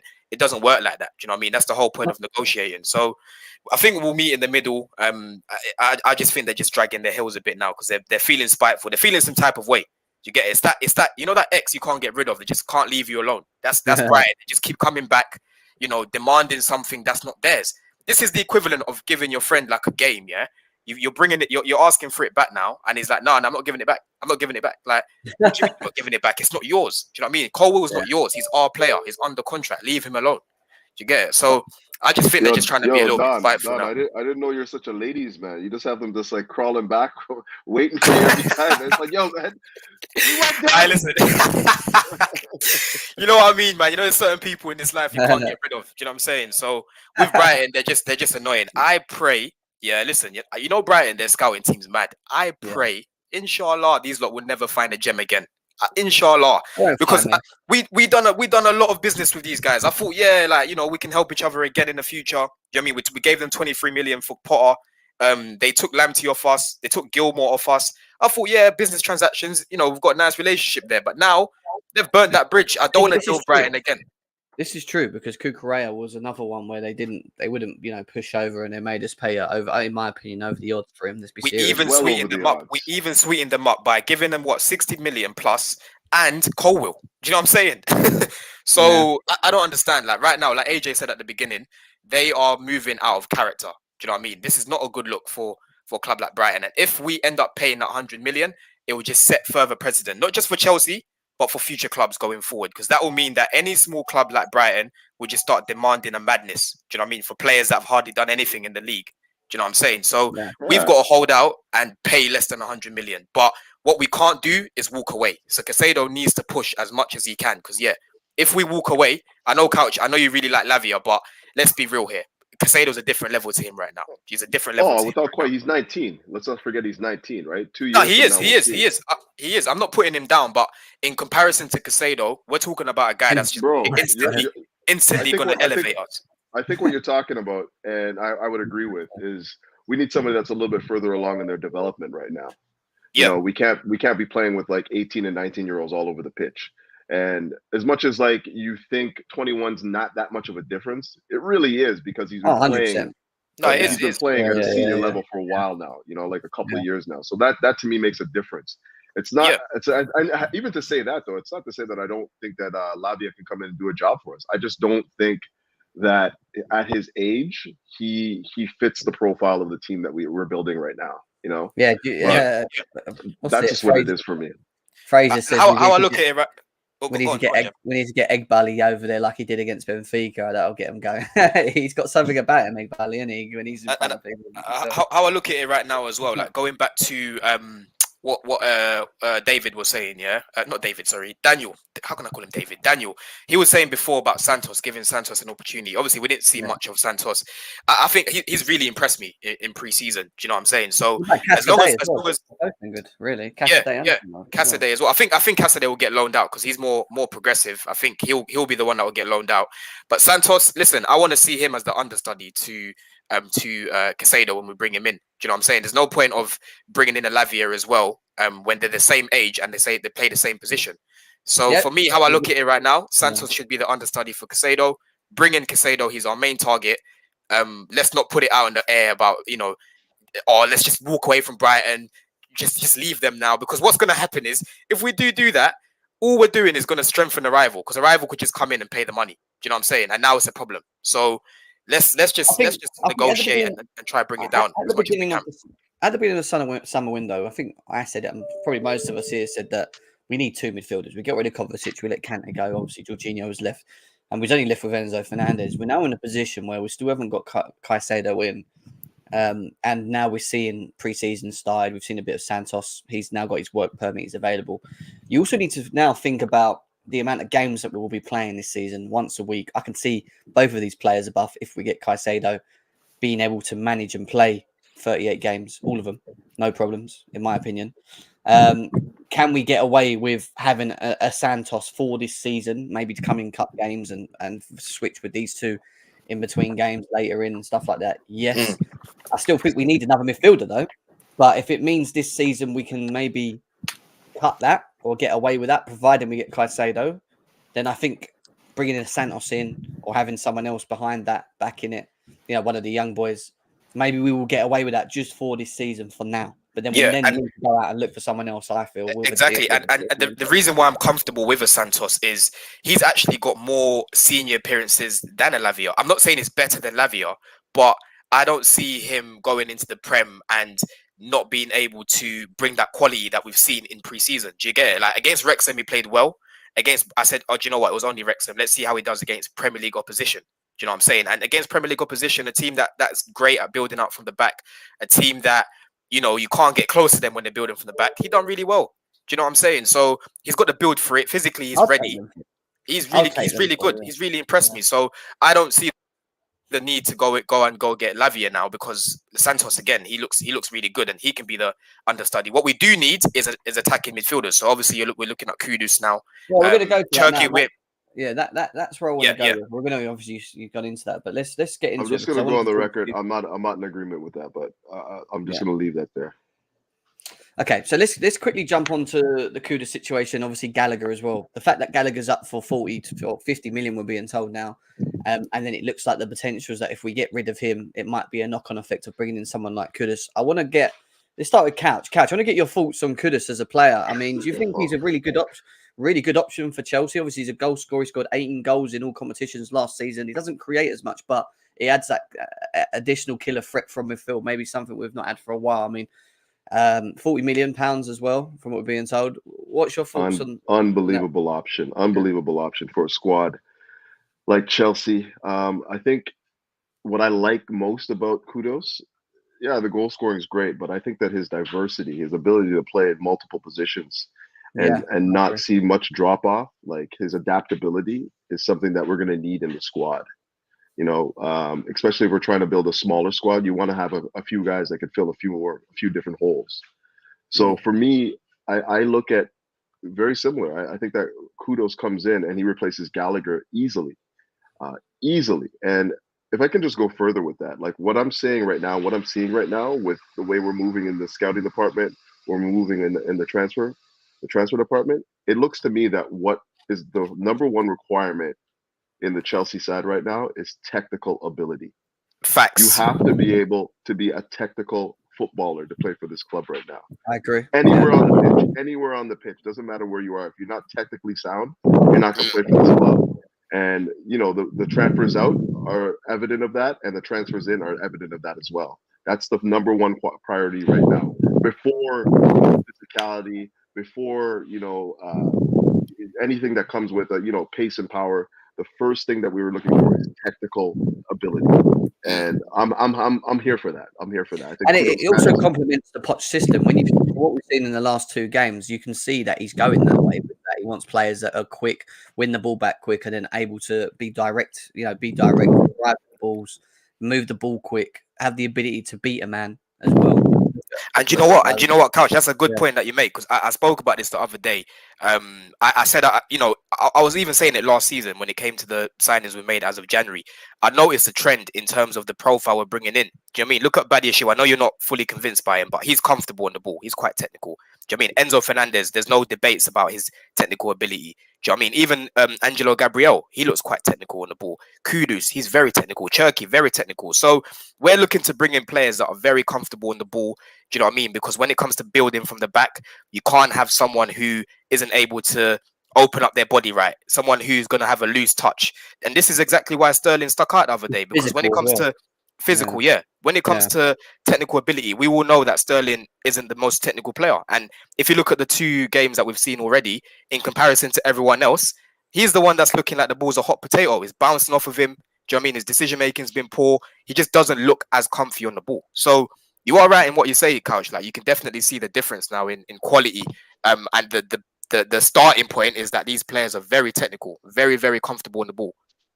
Yeah, 100%. Yes, and this is like a starting, or would you say a foundation into a new new style of football? Because let's be honest, a lot of the players that we got rid of were essentially the players who were only suited or who only knew the 3-5-2 formation. And I'm glad that they are gone. And of course, like these new technical players, but does experience in a sense, concern you in that midfield department? Because No. like, Do you know what it is? I not people. The thing is, you have to look. You have to look deeper than just experience. For me, that's very lazy, right? We know right now Enzo isn't the most experienced. We know Caicedo isn't the most experienced. But what these guys both have is South American character, bro. Do you know what I'm saying? These guys have personality. These guys want to be the best. You can clearly see that these guys want to be the best. And on top of that, you still have players in the squad with experience. Do you know what I'm saying? It's not like we've got a team with no experience. You've got Gallagher, not Gallagher. You've got Chilwell. I know that we can have debates about him, but you've got Chilwell, very he's experienced. definitely You've got experienced. You've got Thiago Silva, still experienced. You've got Raheem Sterling, still experienced. You've got Reece James, still experienced. Do you get what I'm saying? So Yeah, these that's guys true. are surrounded with experience in other areas. The midfield, I'm not worried about, because if you look at a lot of the midfielders, what we're coming up against, the average age is quite low, to be honest with you. It's 23, 24. That's still quite young. Do you get it? So I think people... And I think I would say, because the only reason why I was essentially concerned is because the big games, the trophy defining moments, the moments that get you to the finals, essentially, like, let's be honest, like, a lot of them can't be won through the midfield, and that's what I'm literally concerned about. Yeah, but but I know that's why you have it's to not look at the due time, but that's why, obviously, I Go know, on. like, I know experience is a massive thing in football. Like, it helps you get over the line, but let's not forget that character and personality is a big thing of that as well. Do you get what I'm saying? Like, look at Enzo Fernandez. This guy is experienced in winning the biggest trophy you can win in football. Do you get what I'm saying? Yeah. He's lived. He's done it. He's Yep. done it. So That's a big he's point. he's a winner. Like, let's That's a not great point. overdo this experience thing. I think people just look at age and say, "Oh, Chelsea haven't really got an experience thing." Break but it down a experience- little bit. I don't really Yeah, look but at age. I let's look not at more underplay it either. Though. professional Let's not games. underplay it either. Yeah, Though. don't- There is Yeah. something to be said about that. Just having somebody that's been through a Premier League season, has won it, has been been through the war. Like, that's an important thing to have. Yeah, of course. it is. Yeah, and it's more about leadership than it is about just experience. It's I leadership, just think guys that can yeah. lead you into battle when you have difficult moments. Like, Yeah, if you haven't experienced difficult moments before, how do you don't necessarily know how to navigate out of them, right? So experience is important, but I think that we have a fair bit of it right now.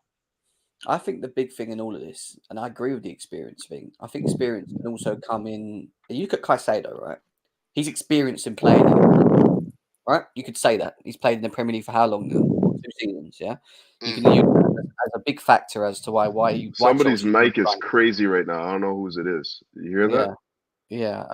I think it might be Don's, but Can you hear me now? Yeah, we can hear you. Yeah, it's just I think you're just breathing It's a heavy, bit though. It's just like- sensitive. Oh, sorry. But let me Tone down the sensitivity. Tone it to like 50 or something. Yeah. The real key in all of what we're doing moving forward now is building the core. Is actually having a core that works and a system that ticks consistently. And when we talk about experience, I always revert to Arsenal. Look what they did last season. Yeah, they fought at the end, and they don't have much experienced leaders in the team. They have a handful, but the fact that they're so drilled in this structure and they understand their roles, and we've seen games from last season where they went behind 3-1, they come back 4-3. The characteristics within the team of players that are still only 22, 23s, 24s, with the manager behind them. And the manager's a big part in all of this. A manager that can drive you and push you. You don't have to always have a John Terry, Frank Lampard in the team. Does that make sense? You just need to have a very well-drilled team with good characters, with the right balance, with the right mix. And it is hard because you're asking for a lot to all come together and make it happen.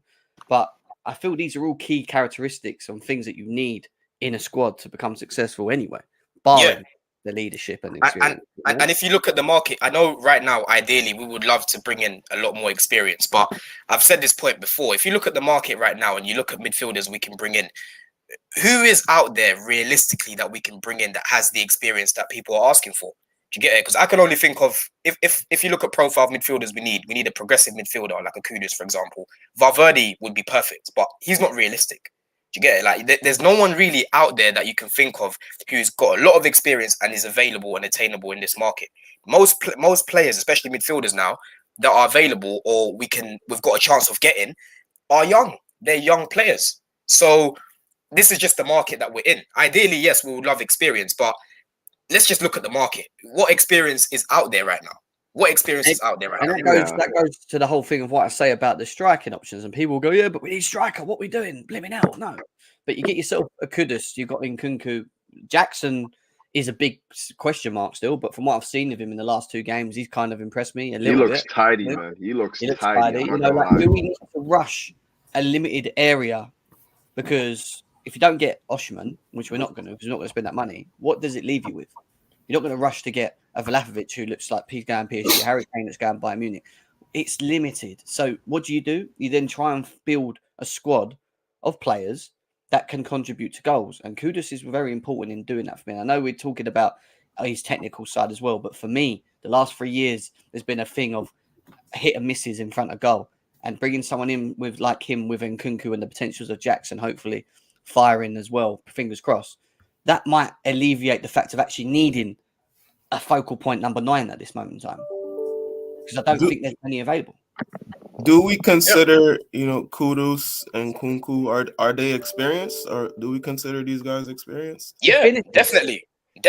They are experienced. I think what people are, I think what they're trying to say is maybe they're trying to say we need more winners in the team. That's what I'm sort of gauging from it. Because when you look at a lot of these players, like Kudus, I haven't checked how many appearances he's got, but I'm sure he's got over 100, like playing professional football. He played in the World Cup.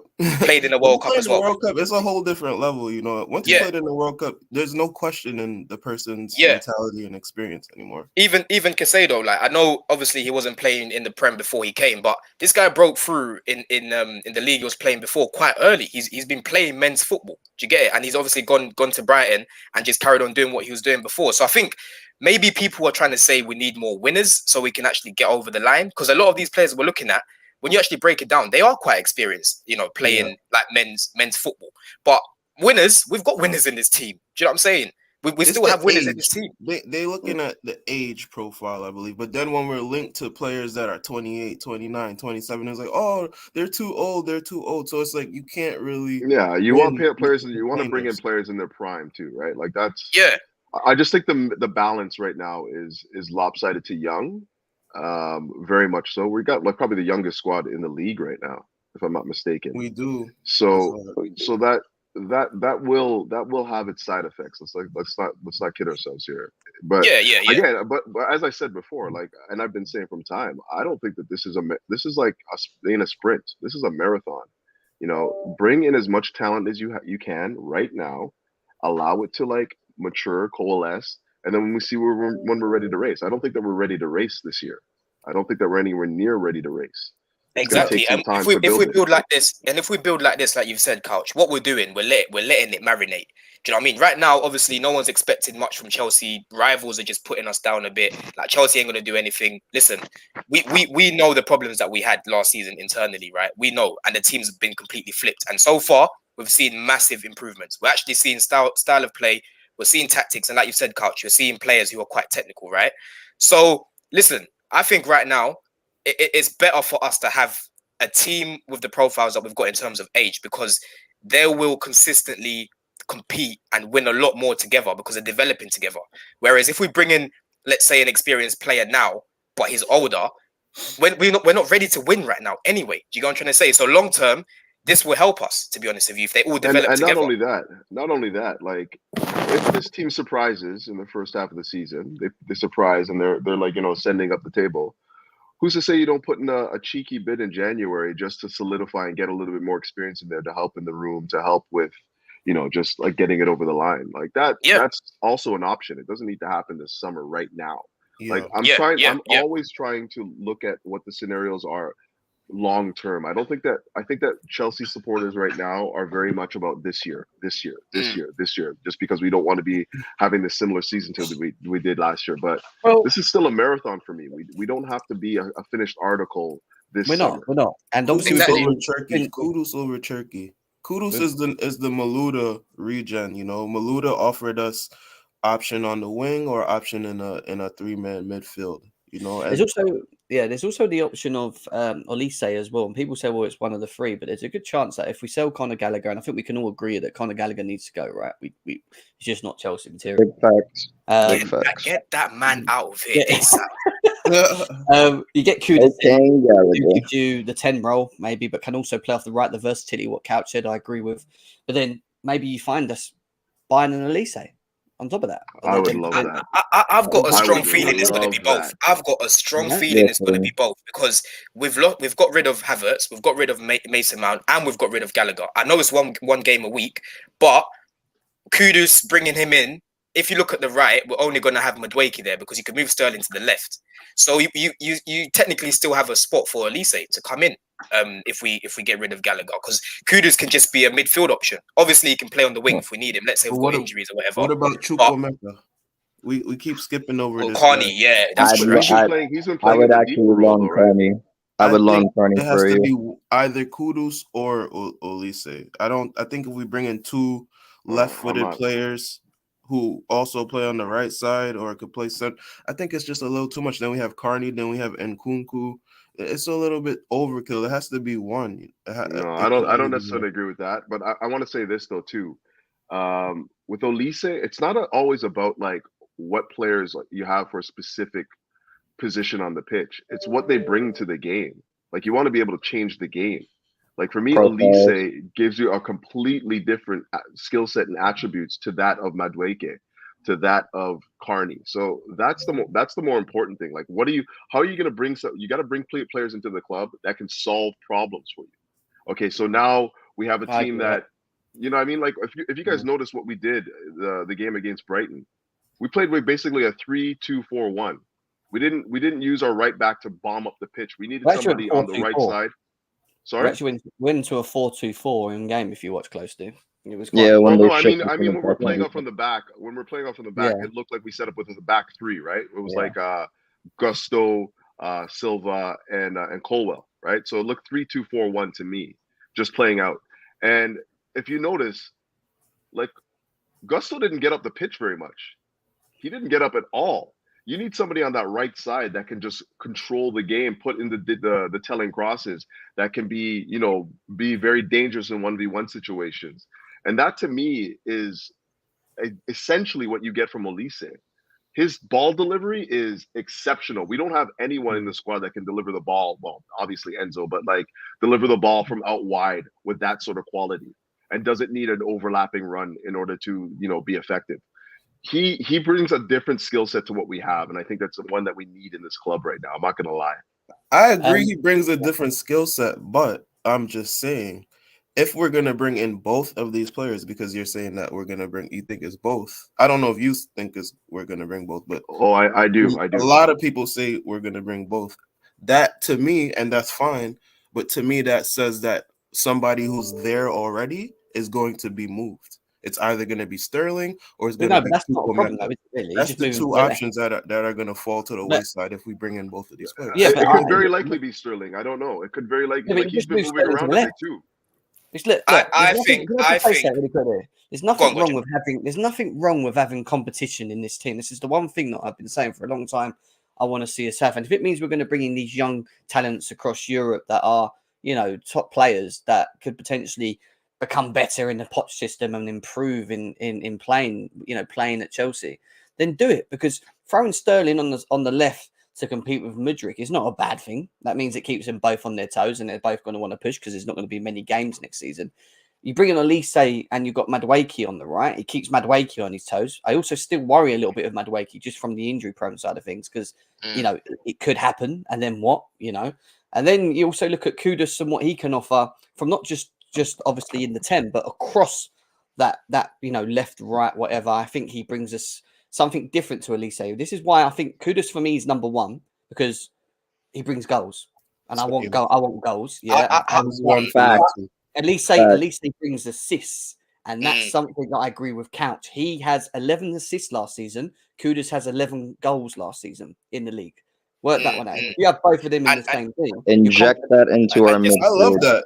Just on that as well. I think everyone's thinking of it very obviously short term. I know we've got one game a week, but let's be real. These guys could be planning long term to ultimately start phasing Sterling out as of next season. Do you know what I mean? Obviously, we don't know how Sterling's going to do, but like I said at the beginning, he doesn't look comfortable in this system.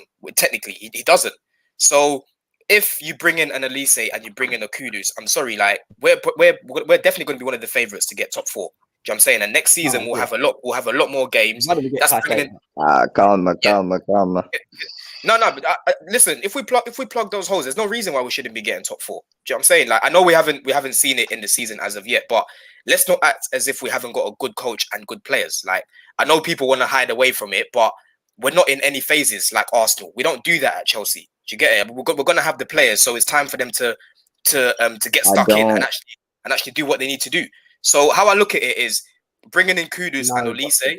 It is more of a long-term thing rather than just like a short-term fix. Do you know what I'm saying? Because they're still young anyway. And if we get back into the Champions League, obviously those guys will get a lot more game time. Do you know what I'm saying? Because we'll have more games. So I think it could be both. The fact that we've got rid of basically how many midfielders have we got rid of? 6.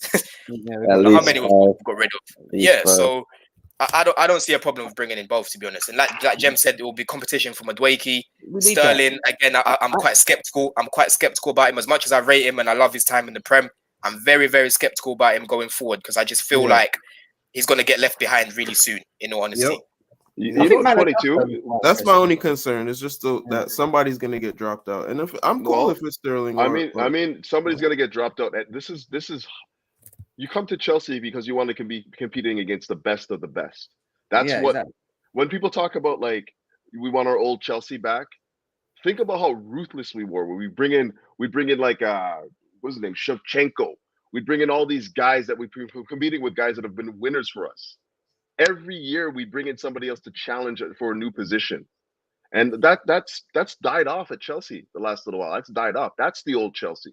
That's the Chelsea that we need to see return. Competition for places. You know, when you're in battles, in training sessions, you know, you're killing because you want to get on the pitch. That is what's missing from this club. For me. I agree, but Chelsea also has had a problem of having stockpiling players, and then players get pushed out. Double the right player. We push out the right player, then that's fine. And I'm saying here, we talk about experience. Sterling is like our most experienced winger. That's a good point. Now, if he gets pushed out, we're dealing with a lot of youngster players. But if he's an experienced player, but if he doesn't fit the profile of the style of football that we're playing right now, then what's the point in having his experience? He can't. I don't think we should be writing off Sterling one bit here. That's what I said. The judgment. I'm not writing him off. I'm not writing him off. But I'm just like I said, I'm looking at everyone in this team. And again, I know it's only preseason, but let's not act as if we haven't watched Sterling for nearly a decade now. Do you get it? We all know he's not as technical as a lot of the wingers that have come through. But what he made up for it in, you know, using his other strengths to the best ability that he could. But like I said, right now, like he sticks out like a sore thumb. So also, I've just got reservations on that. What I'd also say to all of it with Sterling, and we can all agree on this one because we've seen it at City, partly Liverpool when he was there as well. In a functioning system where there's creativity with a striker and things. He works and he functions well. And yeah, he might not be the most tidy on the ball, technical like a Kudus or a Madueke or a Mudryk. The one thing Sterling will give you, and he will always give you, maybe a little bit more than some of the other wingers, is a goal for it. At the end of the day, I think he brings about 20 to 27. Sterling's running the chicken, and we have a system, and it's working, and they're all like. Remember last season, the last 2-3 seasons, we used to sit here and we used to say, we have no game plan. We have no structure. How do we play? How do we break down teams? What are we doing on the pitch? I don't think the players know what they're doing. How do they it was so obvious and evident that we just had no clue of what we were doing on the pitch when we were being set out by our managers. Under Poch and in these pre-season games that we've seen, there's a clear image that these players are being drilled into what's required and what he wants in a system. All right. So yeah, someone like Sterling might be a little bit a little bit off it and whatever. And yes, it's still early doors at the moment.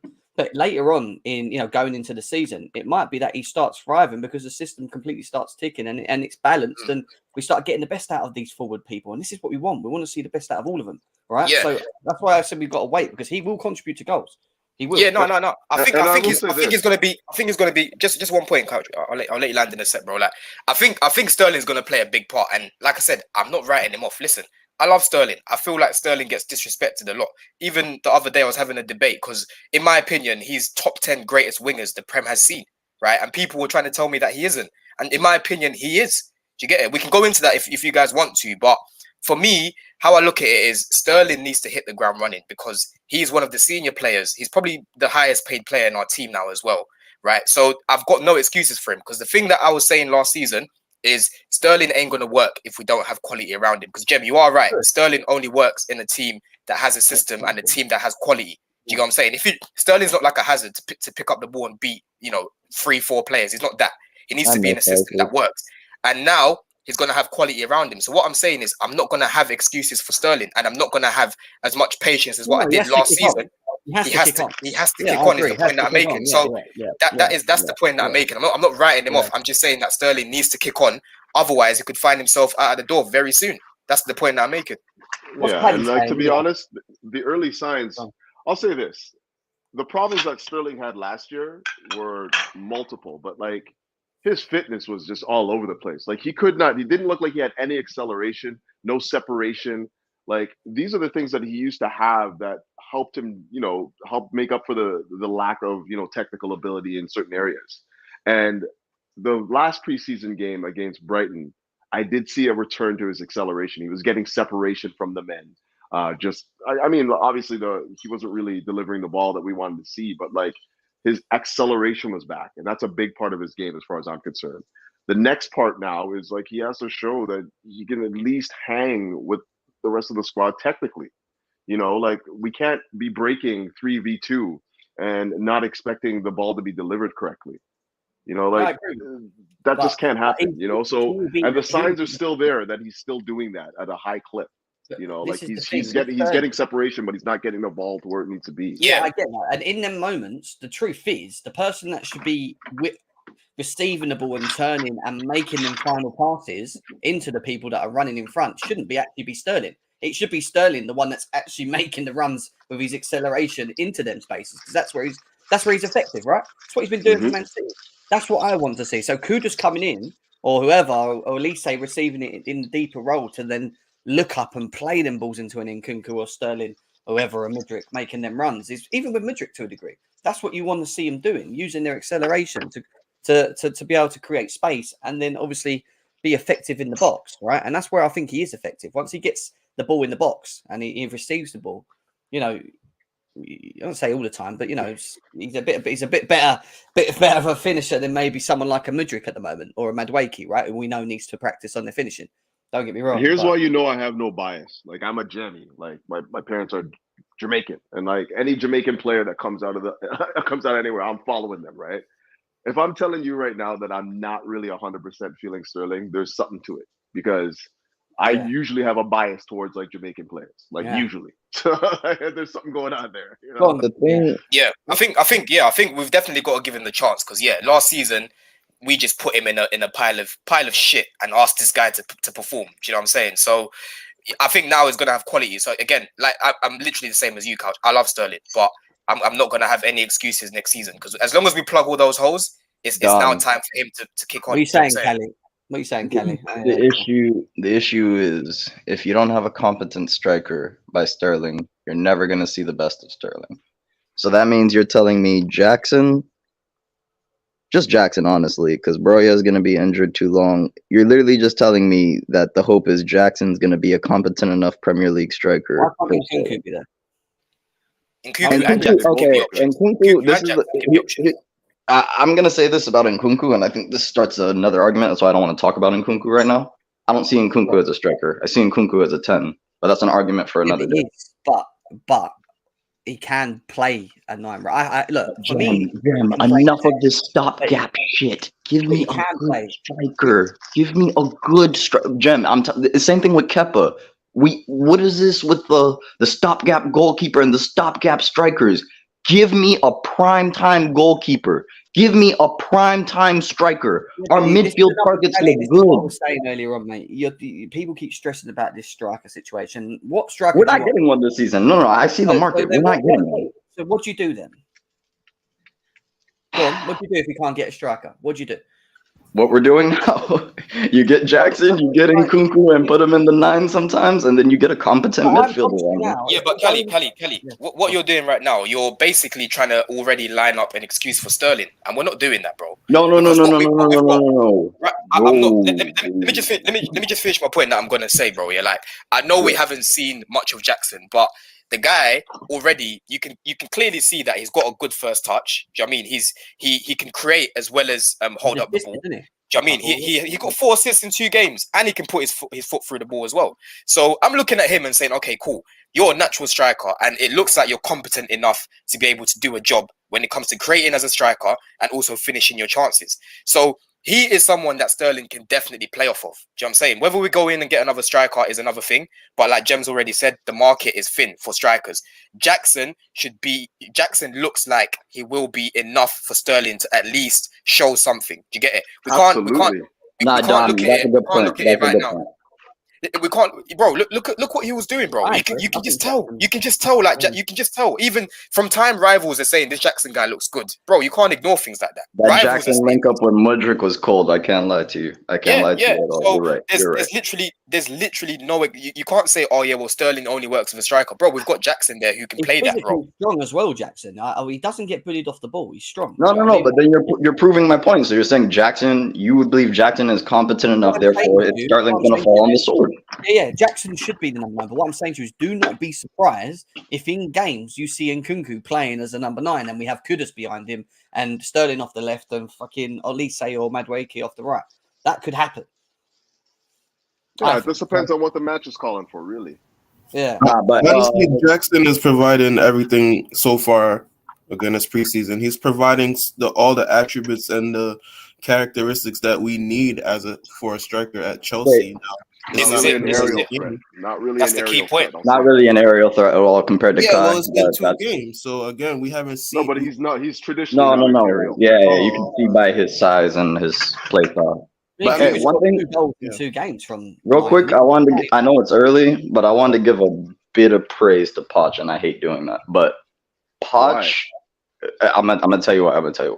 It's a bit early. No. I hate giving praise. I hate giving praise for preseason because you can go crazy. No. Hold on. Stop right there, Kelly. Let's not do that, bro. Because are you forgetting how bad we was last preseason? No, let us not do that. That's what I'm saying. Let me finish. Come on. I'm saying literally, this is why I'm giving praise in preseason. Poch is playing through our flipping midfield. How long has it been, my fellow Chelsea faithful, that we played through the midfield? Good Lord have mercy. Good Lord have mercy. So if you bring me Kudus, if you bring me Olise, you bring me Caicedo, and we're playing through the midfield. Oh my God. Yeah. Oh my God, I can get excited again. I might be Don. I can't say it because I had my agenda on Poch, but dare I say I might be excited for the season? Oh Lord. No, I'll tell you what the difference is. Look, I'll tell you what the difference is with Poch in this short space of time at the moment, and it's something that I said even before we even got him, which doesn't actually shock me with him. He will drill these players to play into a system that he wants to see, and that doesn't surprise me because why? Because he is a manager. What have we not had the last 2-3 seasons, barring for up to Tuchel, should we say? A manager. We've had Graham Potter and blimmin' Frank Lampard trying to, implement systems and get them playing in whatever way they thought was a way because it wasn't a way. So this is why it looks so different right now because it's actually being managed. We're actually seeing them being drilled. There's actually a structure. He will play the way he will want to play. That I knew anyway with Poch. He definitely knows how to coax. He definitely knows how to educate the players on what he wants, and knows how to coax it out of them. Yeah. That's and one thing I know everyone's got questions because obviously we spoke about Poch 1,000,001 times, and I know you guys obviously a lot of you guys didn't want him, and I was obviously advocating for him, but I still had question marks about whether he can take us all the way. Obviously, it's a little bit too premature to say that he's going to take us all the way, but. Look, we're seeing hunger from the players, and we're seeing hunger from Poch. I'm seeing someone that's hungry. Yes. You know what I mean? Raring to go. You know what I'm saying? I'm seeing someone that's been collaborating with the ownership, and they're working together. I'm not seeing a yes man. Do you know what I mean? When it comes to work, there's no such thing as yes man. You have to work together to succeed. Do you get it? I'm seeing things that I wasn't really seeing last season. Do you know what I mean? Graham Potter looked like someone that shouldn't have been here. Do you This get is it? a And different Poch, Poch. This is a different Poch. this is a Let's be different honest. Poch, bro. This is what I was saying. He's got a point to prove. He's in his prime as well. He's been I hope at so. 3-4 clubs now. Like he played, being at PSG. You know, being the coach at PSG, even if it was for 1 or 2 years, like you're gonna become a better coach because you're working with a different style of player. You're working in a different league. So just like a player, he's gotten better. And do you know what really impressed me as well? Do you know, just one last thing as well, Jem. Yeah, what really impressed me is it's come from, because I said it. I said, look, Poch has a lot to prove. When I was obviously speaking about him last season, he's gone and said it himself. He feels that he's better than what he was when he was in the Prem before. He literally said it. He literally said it. And for him to come out and say something like that, listen, hats off. You know, Don, hats off. hey, Don, neck on the line. Where are we finishing? It goes on to this comment from Mudrick, which Come on, basically Kelly. from the opening days of pre-season, I started to understand what the coach wants from us and from me. That makes it easier to enjoy the game with my teammates. For someone like Mudrick, who I remember, I think we've all said, when people were saying, he's not, needs to be managed correctly. And you've seen it in I think a very short space of time, but you know, you see even in Mudrick in the way that he's playing in a short space of time. Jem, we went to the Leicester game. We went to Leicester last season together. Mudrick started up front, bro. We had Kai Havertz starting on the right, bro. My man, Mount started up front against who the hell was it? Southampton, I think. I'm sick. Don't get me started, please. N'Golo Kante was our creative player, bro. Let's not talk about last season. Oh my God, I remember that. Yo, what was the fact that these comments are coming out tells me that there's more of a pull from the team because they now know, right, this is what he wants us to do. This is our game plan. This is how I'm going to play. This actually benefits me because Poch is noticing that he needs to make sure that whatever he does with this system and how he wants to play system benefits what he has. So people like Mudrick, who I think need that, are now looking and going, this works. Direct football wants people that are technical, run at people. Quick. So like these are things that are good to see, but then it's the sustainability, which is the question mark now. Going into the season, are we going to be able to sustain that? Are we going to be able to break low block teams at home when we're at Stamford Bridge and they've got 11 men behind the ball? Well, we've got the answers to that now, which we haven't seen. These are all the things that we are going to see in later on, which will then put question marks on Poch. And these are the things I'm waiting for with him. Jen, it's early right now. It's definitely early. I'll be at least one of the next 2 preseason games. But what I would say is this: for once in a few years, because I was the last time I was out there, I got to see Tuchel, legend, Don, and then thank God I never got to see a game with Potter in charge. But I can see the team starting to play for each other, and it's early. It's very early signs. But that link up with Mudrick and Jackson. When is the last time you've seen something like that at Chelsea? I'm being honest. In our attack, when? No, I haven't. Not in a long time. With the Chuckle Brothers, Havertz and Mount starting up front. Don't get me started, bro. Don't get me started. Bro, and then Jackson as well. Like even the other day, I don't know if you guys saw his post on Instagram. When he scored, he put literally he put 7 pictures up on one post, yeah. And one of them was like a meme of someone dancing and like some African music. Do you know what I'm saying? That's the type of things I want to see, bro. These are the type of things that I want to see, man. Like a little bit of character after the game. He said it like, me and Mudrick, I can feel it. Do you know what I mean? I can just feel that natural connection. That's what he said. It's natural. It's coming natural. Do you get it? And with Mudrick, we can tell that this guy is very quick. Remember that game? I was literally at Anfield, yeah. And Mudrick, remember we said it like with the 1-2s, Carney was slipping over because no one was playing the 1-2s. Everything was always slow in our team. Now Mudrick is playing with someone who is on the same wavelength as him. Do you get it? These are things that I wasn't seeing last season. So listen, the game faster. It's true. Things are getting a lot faster. So with Mudrick, can you imagine an attack moving forward, right? With Kudus behind it, with Mudrick off the left, and then Caicedo, please. We are gonna squeeze teams in, man. I was at that game yesterday when Mudrick and Jackson linked up. They linked up with one touch passing and the speed and efficiency. It was like the Brighton players were cold. Oh, you saw that live? I would have lost. Yeah, Chevy, we've all played, yeah. Like we've all played. Yeah. If you play with somebody who plays at a slower tempo, I like to play the game fast, right? Like that's just how I play, right? Yeah. Like I like one touch, quick movement, right? You have to find players in the system. Like I used to like. My last team. I used to play with these guys that just love holding onto the ball. You know, and it's aesthetically pleasing, but it doesn't get me in the game. You know, I need to be 1-2 touches and move, right? And when you find guys that play that style with you, that understand the game on that level, like you do, it's like massive. Yeah, So, it makes it so much better. You know, you see someone like Jackson and you see Mudryk, they want to play that style. And Kunku wants to play that style. It makes all the difference to me. It makes all the difference. And Couch, what that does, right? When you're on the same wavelength as someone who wants to play quick football, what Jackson understands is that Mudryk is going to play off of him and Mudryk is going to move into that space. So Jackson straight away is looking to play it in that space and he's looking to peel off as well. Do you get it? So straight away, without even looking, straight away, you're taking the opposition away from their position. They're looking around thinking, shit, how do we stop these guys? Because they're constantly moving, playing the ball. Like I said, I'm talking about the game. First game at Anfield, right? Again, looking at it in person. How many times was Mudryk playing the ball to someone, Carney, he's slipping over, playing it to this guy, they're not expecting it because they can't do it. They just didn't have the quality to do it. Exactly. Obviously, Carney is still quite young, but now you've actually got players that understand how to play fast, quality football. Driven ability football. You know what? That's the one thing. And Jem, and just to go, like breaking teams down in the past, I've always said to people, you know what we need in the attack is not just creators like an Enzo, which we've got now, which we did need, but also players with like Couch said, the technical ability to pick the ball up, turn, beat a man, and then create space. Because the one thing that all defenses hate is players that run at you constantly. Yeah, put you on the back foot. Mate, it's not fun. It's not fun when you've got Kudus doing it, and then you've got Madueke doing it, and then you've got Mudryk on the other side doing it.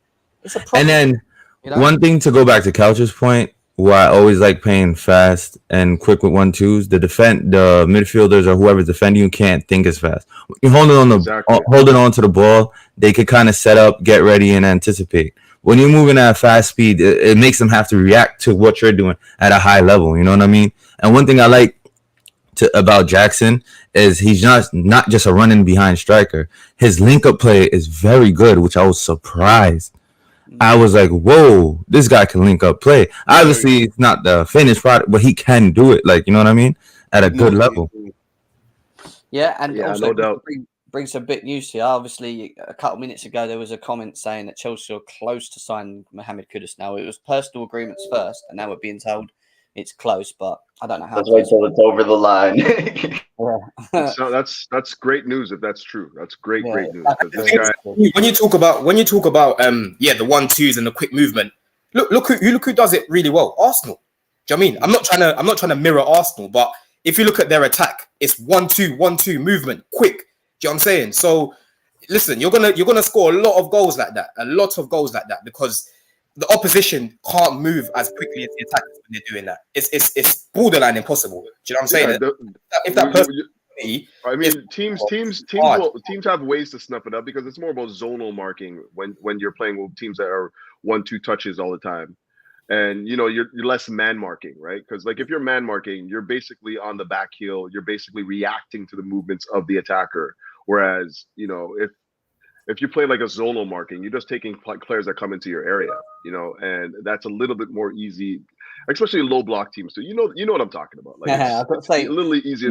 You're spitting, Coach. You're literally spitting. Very interesting for you guys. And again, it might be the way that this new Chelsea, I say Chelsea, but the new ownership and project and ideas of what we're trying to do is moving forward. But there's a little tweet from Vince that says the top 18 best dribblers for under 23 attacking players, right? Look at the top 18 and the names that are in there. Angelo, who we got. Mohammed Kudus, who we got. Elise, who we're looking to get. Like, have you noticed that there's a pattern of under 23s that have the driven abilities that, you know... Yeah, like, technical ability, man. Yeah, exactly. And that's mad. That's the last... And Jem, that is a dangerous combination because when we're talking about the 1-2s, sometimes, as Couch said, like, it's easy if you're good set up defensively to counteract that sometimes. But when you have a player that could take 1 or 2 out the game, now that the other team is panicking because it breaks their structure. Yep. And that's what I like. And that's what we was arguing yesterday on stream. Like, okay, you guys are saying we're stockpiling, but we have these attackers can produce different things and different ways to break you down. Exactly. What does And it we mean? complained about this last year. We complained about players being unable to carry the ball. That was Mason Mount and Havertz's Bro, main problem. you know how long it is. For example, let's say you start Elise, and then he's not having the greatest game, or he's obviously tired or whatever, and then you're bringing on Madueke, the guy that had statistically had the most take-ons completed or something like that in the Prem when he joined. Do you know what I'm saying? This is gonna be good, man. This is gonna be good going forward. Do you know what I'm saying? When you're looking at bench options, the drop-off can't be too big. It can't be too big. The key word in all of this is that we're looking at dribblers now. Technical people that are able to actually create space. And like you said, what did we not Make have? the decisive passes in the final third. Like, Do you guys think that we're trying to? What would you say we lacked the most last season? People that could dribble, that had the technical clinicality, literally. Trying to get it done. That's all I'm saying. It's good. It's good for us, you know. Yeah. But yeah, we saying Go ahead, Hassan. I was gonna say I think we are setting up with the whole technical ability to be able to break down them low block teams, and I think once we figured out a tactic towards that's genuinely should be getting excited. But until then, we hold our reservations. We have to see. Very well said. Kudus and Kunku, Mudryk, Jackson, let's cook, is what Ashraf's saying as well. Yeah, you know. This really is a new era for Chelsea when you also look at it. The But, type of you know- players that are being scouted, and don't tell me the owners and shit. I mean, like, literally the players that are on the pitch. It's the scouts. we Scouts sucked are definitely everyone and everything. identify the style of Wait, football that we go want to ahead. play. That's good. But with that said, like I'm gonna be real. Like I think Olise is a guy that we have to bring into the squad just because he provides something different to what we have in the squad right now. And also, when you look at his set piece delivery, this guy puts the balls into areas where you can attack the ball every single time. Every time you see him putting across a set piece, it's always where your attackers can attack the ball. Wait, Couch, And not to that interject. cannot be taken for granted, especially when we struggle to create opportunities like we have in the last little while, you know? I was just asking Olise over Kudus or both, or I just wanted I think to we need both, to be honest. Like I think Olise provides you with a different option in attack than what we have right now. And I think Kudus is tactically flexible enough to give you what you need in multiple roles. Stopgap for some positions, copy. Yeah. No, great points. Great points overall. I'm personally Kudus over Olise, but I do think we need them both. They're not the same type of player to me. Like I feel like Kudus is more direct goal scoring threat, where Olise is gonna give you that creativity and assist. You know what I mean? No, yeah, they're two different profiles, but sometimes the nature of the beast, you can only get one. You never know. Yeah, True. of course. But to me, let's be real. Like if City's in for Olise, and it comes down to us versus City, he's probably going to City. Like he has a direct, like Mahrez ain't there anymore. He could probably slot right into their starting lineup right now. No questions asked. He does, but the only thing that I'm looking at, I know people were saying like, oh, he's going to get a chance to play with KDB, all these players. But if you think about it, a lot of these, some of these City players are coming to the end of their cycle. So they're having to bring in new talent, and we're building something now, which potentially, I'm not getting carried away, but you never know how football works. It could be a completely, brand new thing. Obviously, Pep's not going to be here forever, so you have to look at it that way. We're not talking about KDB, a 25-year-old, 26-year-old KDB. A lot of those players that have won a lot are on their way out. You know what I'm saying? Chemistry. You got that French connection over here. Don't forget, they got Haaland too, though. They've got Haaland. They've got Haaland, and but obviously they're slowly replacing that squad. Like they're slowly rebuilding that squad while still staying on top level, right?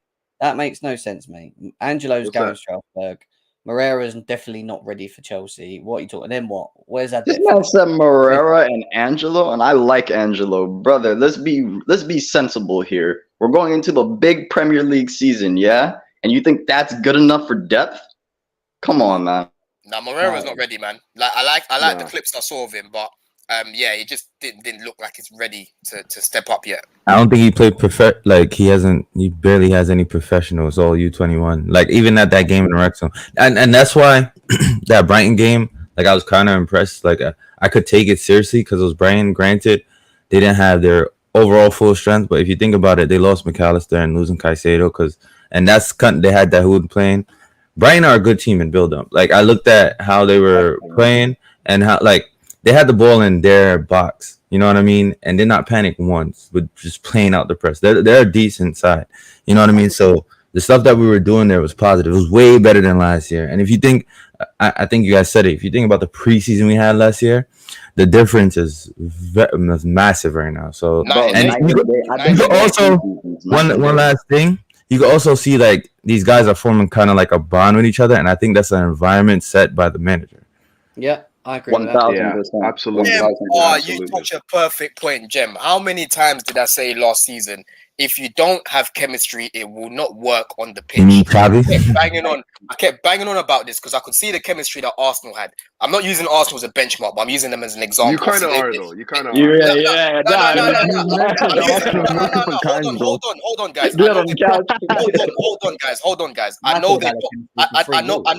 know they bottled the league, but that doesn't mean that I can't big up the chemistry they had in their team because they had chemistry, a lot of chemistry. That's why they were playing the way they did. And I was looking at that in comparison to us. Do you know what I mean? On and off the pitch, you can see that they've got a lot of chemistry. We had zero chemistry last season. Do you get what I'm saying? Like I said before, on Ultimate Team, our chemistry is like 12 out of 33. But now it's looking like it's getting up there. Did you see what Kovacic said? We did have chemistry, though. We literally got rid of the entire old team. Exactly. The entire old team. Arsenal was the benchmark the whole lot that wanted out last year. Yeah, but Kelly, if you look at our team last season, right? These players look like every single week they looked like a team that just met an hour before and said, "Go on, boys, let's go have a little kickabout." John, I don't know how you and Jem went to the games. Like you were wasting your time last season. I've been on about chemistry for about 3 years. This is the one thing that I kept stressing about when people go, "Well, Havertz, Mount," and I said, "See it," and I was like, "Look, they're too chalk and cheese. It does not work. We're not going to be able to do that." Like, it was boring saying the same thing, but it was true, right? We just didn't have the right mix of players in the team. It just did not work one bit for me. But Jem, any updates on Caicedo? The last thing I read was Fabrizio Romano is we are still in talks with Brighton. Saw some journalists saying we are no longer pursuing for him. I've not seen that. DJ Sav, what I have seen is that we are still pursuing him. I think we need a little bit more from the Caicedo camp to try and get it across the line. So maybe a bit of pressure from them. But Brighton, I think in all of this are the ones that are the problem. They wanted Colwill, still insisting on that. Disrespectful after everything. And they want 100 mil apparently is what we're being told, which again, I don't blame us not wanting to just drop it on it. But at the same time, we're in a position and they know it. And this is the problem. They've got us by our ball bags because they know we need a player. We need that type of player in that position. So he's not wrong. Kind of force our hand to then go, oh, whatever, we'll do it. Yeah, no problem. They're in they can hold it anyway. Do you know what? Yeah, they can hold it because last season I wanted them to beat Man United in that final. Do you get it? I said Brighton. You know what? Even when they came to the bridge, I bigged them up. I showed them respect. Caicedo bossed us at the bridge. I said, yeah, Brighton. Listen, I like what they're doing, right? But De Zerbi the other day coming out basically, talking shit about us, saying, "Oh, these guys at least we're playing Europa League, unlike Chelsea." Talking about the competition we've won both times we've been in it. Do you know what I mean? Talking about Levi Colwill. I hope Levi and Caicedo can be in the starting 11 next season. Are you crazy? Are you crazy, bro? Why are you talking? Why are you talking about our player? He's under and they're not contract. going to be as good this year. They're not going to be as good as they were. Bro, this guy's talking about Levi Colwill in potential lineups. He's back at his parent club. It's disrespectful, bro. So Brighton, listen, when we get this player, when we get Caicedo, right? I pray Brighton get relegated, like Ty said. I hope they get relegated. Facts. Trust me, man. These guys have gone a little bit too. Like I remember, was it Hassan? I was like, these guys are just. This is a tin pan club, man. I don't care how much money they made the last couple of years. It's a tin pan club. They are rubbing it in. These guys talking like they're marching with the big boys now because they made a couple transfers. Like I don't want to hear this anymore. That's why I'm kind of pissed off that we've been negotiating with this small time team for so long. Damn, there was an image today of Caicedo in training. It was the Brighton fucking page on Twitter, and they when Caicedo smiles, we smile, like probably trying to rub it in every day that he's there and like. He was the same. Yeah, that's Yeah, what they know what they're doing. They're trying to the day antagonize. before the game, they posted some shit too, or the day of. The game. They literally Yeah, said the no, Cucurella transfer was a done. They're so shameless, man. He's not even. You should have seen these guys at the game talking shit. Oh my god! I'm like, oh, they said next year we're gonna watch when we finish 12th. Do they not understand? They lost Trossard. They're gonna lose maybe gonna lose Caicedo. They're gonna lose. They lost McAllister. These are not like, all right, guys, you just slide in and replace like that. You know what I mean? So it's like the way I feel about them is the way you know when Frank Lampard spoke to Jurgen Klopp and said you're giving it the big end, like one little Premier League like trophy, you lot are giving it the big end. That's literally Brighton right now. But you know what, one little European finish, they're giving it the big end. The longer that they delay this whole Caicedo thing, and they know he wants to leave, he's made it clear he wants to leave. He wants Chelsea. We know all this. This is it, right?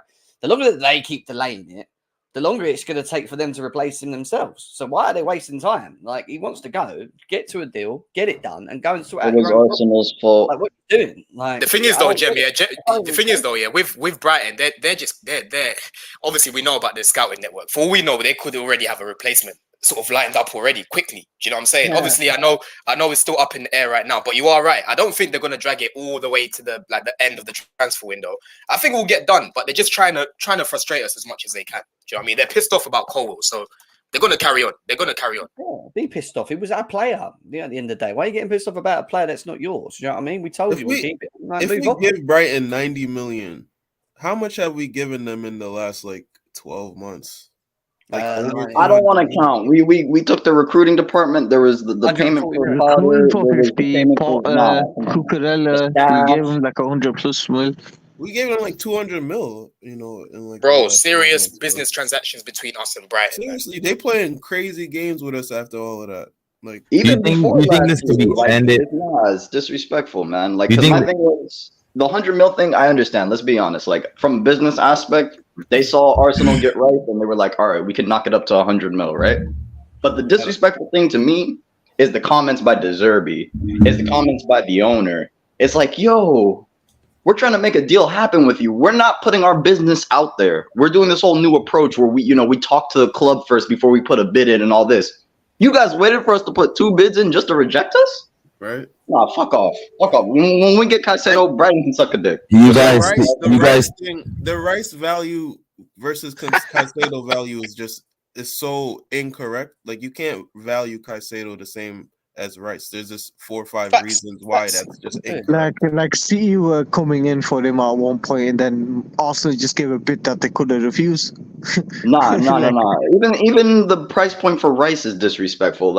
English tax on top of other things, the current market and inflation. But I don't blame Chelsea for not dropping 100 bags to go get Caicedo after we've already made that mistake numerous times the last few years. And before anyone 85, and that's really inflated. And that's us being friendly. And before anyone thinks they're holding out because they're waiting for other clubs, other clubs are well informed right now that Caicedo pretty much thinks in his mind he's a Chelsea player right now. Do you get it? In his mind he's a Chelsea player right now. This is why a lot of clubs aren't even bothering to get involved now. It's quite similar to Declan Rice. I know with obviously Man City tried to get involved, but they knew that Arsenal was his main priority, and it's the same sort of thing with Caicedo right now. Every team is fully aware that he wants Chelsea, and we just need to sort it out between us. So it's not because they're waiting for other clubs; it's because of Levi Colwell. That is the main delay. Some people seem to think that we're going to bend for this Brighton as well. That I just saw this just now, 80 plus 20 in add-ons. No, absolutely. More like 50 plus 20, bro. Bro, it's 50 plus 20 at best. 25% fucking. Hell no. Y'all get cooked as a business, bro. Wait, Shaq, are you last year Brighton wanted 75 for him last year, man. It's Newcastle stupid. one? Nah. They've overpriced him, and they're gonna drop it. They're gonna drop it back to his normal value, which was 75 last season. That's what's gonna happen. You think Colwell is telling them shit behind the scenes? yo, I still want to come through, or you think he was? Nah. He's not doing that. He's Possibly. not doing that. Possibly. He should come out and say, hear "I'm that. committed to fucking Chelsea." Like Chelsea. Let's be real. We've all established Brighton aren't on the same level as us. Do you really think right now we're persuading Colwell to stay at Chelsea? By the way, not at Brighton. Do you really think he's pushing back for a move to Brighton rather than staying at Chelsea? I hope There's not. no way. Why is he not? I don't see why He's not way he's silencing doing it that. either. He's not silencing it either. He's not. Yeah, what's the delay? I mean, he's just getting on with football. Yeah, But that's he's my just getting on with football, isn't it? He's He's getting on not with saying, football. "Oh yeah, I'm here at Chelsea." You know, I don't hear him saying that. I mean, obviously he's not just gonna randomly come out and say it, but I think Chelsea need to set it up so he could say that in public. You know, True. Did he not have the talk with Pochettino yet? Yeah, no, I was going to say, we know he's spoken to Poch because Poch has, I've seen comments saying that Colwell and Pochettino have had discussions already. So, And what Poch said in an interview. Poch literally came out and said he can be one of England's greatest centre backs. He's staying with us. I don't need Colwell to come out and verbally say I'm staying at Chelsea. Like that's clear enough. Do you get it? That is clear enough. Our actions are clear enough. Amrabat to Man United is very close, by the way. I've just seen as well, which is Who reported that? Man United are low key building a team, but they still need a striker. So I'm not really that concerned. They're getting Højlund. I think Terry's Like for sure that confirmed, or we just no. why would they get Harry They're Kane? after him. No, they're not. I don't understand why they didn't bid for Harry Kane, but they decided not to. It's crazy. It's absolutely because Kane would have went to Man United. Bro, it's the ideal. Kane and they would have gone in a heartbeat if United had put a bid in. Man United are putting an offer in for him soon, apparently. So it's not been put through yet, but we'll see. I know they've got him on their list because Fabrizio says it on his. He's been saying. I don't think Amrabat's a bad player, to be honest. I think he's actually quite good from what I've seen. Oh no, he's good. He's good. Definitely a good option to have. He's solid. But Javi, you going to the preseason game again? The next Newcastle one, nah, bro. That one definitely was a lot. I was gonna say because I'm definitely gonna pop up most likely for the Newcastle one and the one in Maryland. Who is this? Well, I've seen him, but it's like I've seen talks about this guy, but he's not coming in to start at Chelsea. He's obviously going to go out on loan, isn't he? I've seen. Wahi? Like Wallahi? Who is this? Yeah, genuinely. He looks no, like educated. He's definitely a kid. Him and Mbappe are the only. Him and Mbappe are the only two teenagers to score more than 20 goals in that league. I know that league's nonsense, but him and Mbappe are literally the only other two. Not like I think that what you see from the French league, you get quality from there. There's no doubt about it. There's quality players, technical quality, and with that said, this kid, like I've only seen the clips. He's got technical ability. Yeah, I'm watching him now. Yeah. He's got technical ability. I would not mind seeing this guy join the ranks of Chelsea. He's quick. He's direct. He reminds me a bit of like. He's just really quick and like low center of gravity, like Aguero style. If that makes sense. It was good with that throw, Fofana. Yeah. Wait, who's our deputy in midfield? You know, you have Thiago Silva at the back. You have Sterling on the wings. Who's our deputy in midfield? Enzo. Holy shit! Why? That's where I might go. Might just need a wee bit of experience. But Enzo's a baller, so that's fine. That's fine. But he might be like a Caicedo in midfield. Someone with just an extra bit of Premier League experience. But that's fine. That's just it's nitpicking. It's nitpicking. Mate, this guy's actually quite good. I'm watching him. He's strong. He holds the ball up. He's quick. What the hell? He's actually got a good finish as well. How old is he? How old is he? I think he's 19. He's 19. I'm pretty sure it's 19. I think it's 19. I know it's only kids. Hey, man. They sold me on Lavia. If they can sell me on Lavia, I can definitely take a look at this guy. He's 20. He's 20. He turned 20 in January. He turned 20. I still want Lavia right now too, man. We don't need Lavia. We've got Santos, man. We don't need Lavia. I just see him score a scissor kick against Leon. That was sick. Bicycle kick. That was sick. Yeah, he's good. Anyway. The clips I've seen is good. Anyway, I've got to move, guys. 2 hours and 30 minutes this show's been. We're trying to make up for me not being here. Still over 400 people here, man. Big up to every single one of you guys. We are back. All the more reason to keep going, man. There's over 400 people here, man.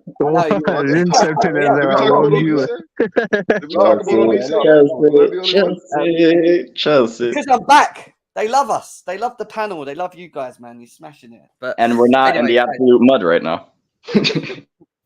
I'll be back again this week. Don't think I'm going to disappear for 10 days again. I will. I'll do another show. Jem's going to another country again. Joking. On Thursday or Friday, depending on what happens. If we get any news on Caicedo or saying, and it's soon, we'll do it soon. Jem, I've got homework for you. Yeah. What you're gonna do? You're gonna go on YouTube, mate. You're gonna find Ecuadorian dance. As soon as we get that, here we go. You're gonna dress up like an Ecuadorian, right? And you're gonna dance, mate. You're gonna dance for us and introduce the show like that, because this is taking No, we're not AFTV. You know what's funny? I I remember Jem told me something about like he was gonna be twerking once we got Enzo. Yeah, And that's what I'm saying. That's why That's exactly why I'm saying this. This is exactly why I'm saying this, because you didn't twerk last time, so you're Jem not went getting away. crazy for Enzo. You guys really want to see me twerk for Enzo? What the hell, man? What? Come on. Do it now, then, Jem. No, You do got a a little shimmy, minute. innit? You can do a little shimmy. You gotta be a man of your word, man. You want to see Do me? it right now, Come on, guys, I'm getting a bit worried here. What's going on here? Make it clap, Jem. It's all good. Bro. Do it like that Gerard Moreno guy, man. That here we go is gonna hit like it's gonna break Twitter, man. Like It's going to, crack, my brother. All I'm going to say is, in the great words of Gerard Romero, things are going to happen, guys. Things are happening, and we will be going through it on here as well throughout the week. As soon as it happens, any breaking news, listen. If we get any breaking news of Caicedo, like random, like 6 o'clock, 8 o'clock, whatever, for the next like couple We days, shall be there. you will see me. We'll be there. I will We'll be be there. here. I will be here doing a show right on the back of it, guys. Don't worry. So let's see what happens. And Kudus, keep an eye out on Kudus, guys. Top baller coming to the bridge. Hopefully, fingers crossed. Let's hope we will get that done as well. But I do think that'll be on the back of us getting rid of Conor Gallagher. So don't be surprised if there's a knock on. The time has come. Bang, bang. But let's see if we get rid of Conor Gallagher first. We better do, because I can't stand seeing him running around next season. For we know, I've never seen a player run. Awful player. Awful. Cocaine Gallagher. You know it is.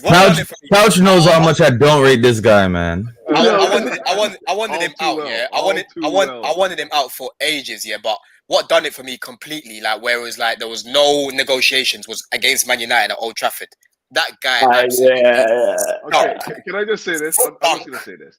If he stays or goes is neither here nor there for me, because I think that he has qualities that we can use in the squad. But what's clinched it for me right now is the fact that we're looking at technical ballers, and this guy just doesn't have the technical ability to hang with this team right now. That's basically what it is. This guy can't even stay on his feet without slipping every Don't time. you have sense? You have sense there. Gallagher has the urge Wrap to it up. tackle. You're gonna maybe go on a rant again. You're gonna maybe go on a rant. I'm not saying every game that I've gone right and watched Conor Gallagher live, I guarantee within that game, once or twice, he runs so fast that he just falls over his own feet every time. He does. Past two games expose all the non-technical players. Just bet on here. Better. Do you know what made me laugh? Do you know what made me laugh, looking Jeff? shaky. I think it was the game against I'm pretty sure it was the game against Everton or Villa at the Bridge. And at halftime, we saw Conor Gallagher warming up. That was when Kante first came back. And you could see everyone looking like, what the hell is Gallagher doing warming up? Like, he's actually coming on. That's when we found out Gallagher was going to play a lot. We're going to talk about Gallagher for the next 2 minutes. let me finish off by saying this, because I am going to leave now. Just to leave you with this, I say horrible thought, but remember the difference from where we are now, hopefully, to where we was last year. Starting lineup: Kai Havertz up front, Conor Gallagher behind. That's it. That was our attack going into game. That was even the worst. Big love, guys. See you again very soon. And up the Chelsea. The season starts soon. Liverpool at home. Let's smash them up. Get me a Let's goalie. Blessings to the chat and the panel. And yeah, we'll talk about goalie next time, right? Goalkeepers. Big up, guys. See you in a bit. Peace. Chelsea.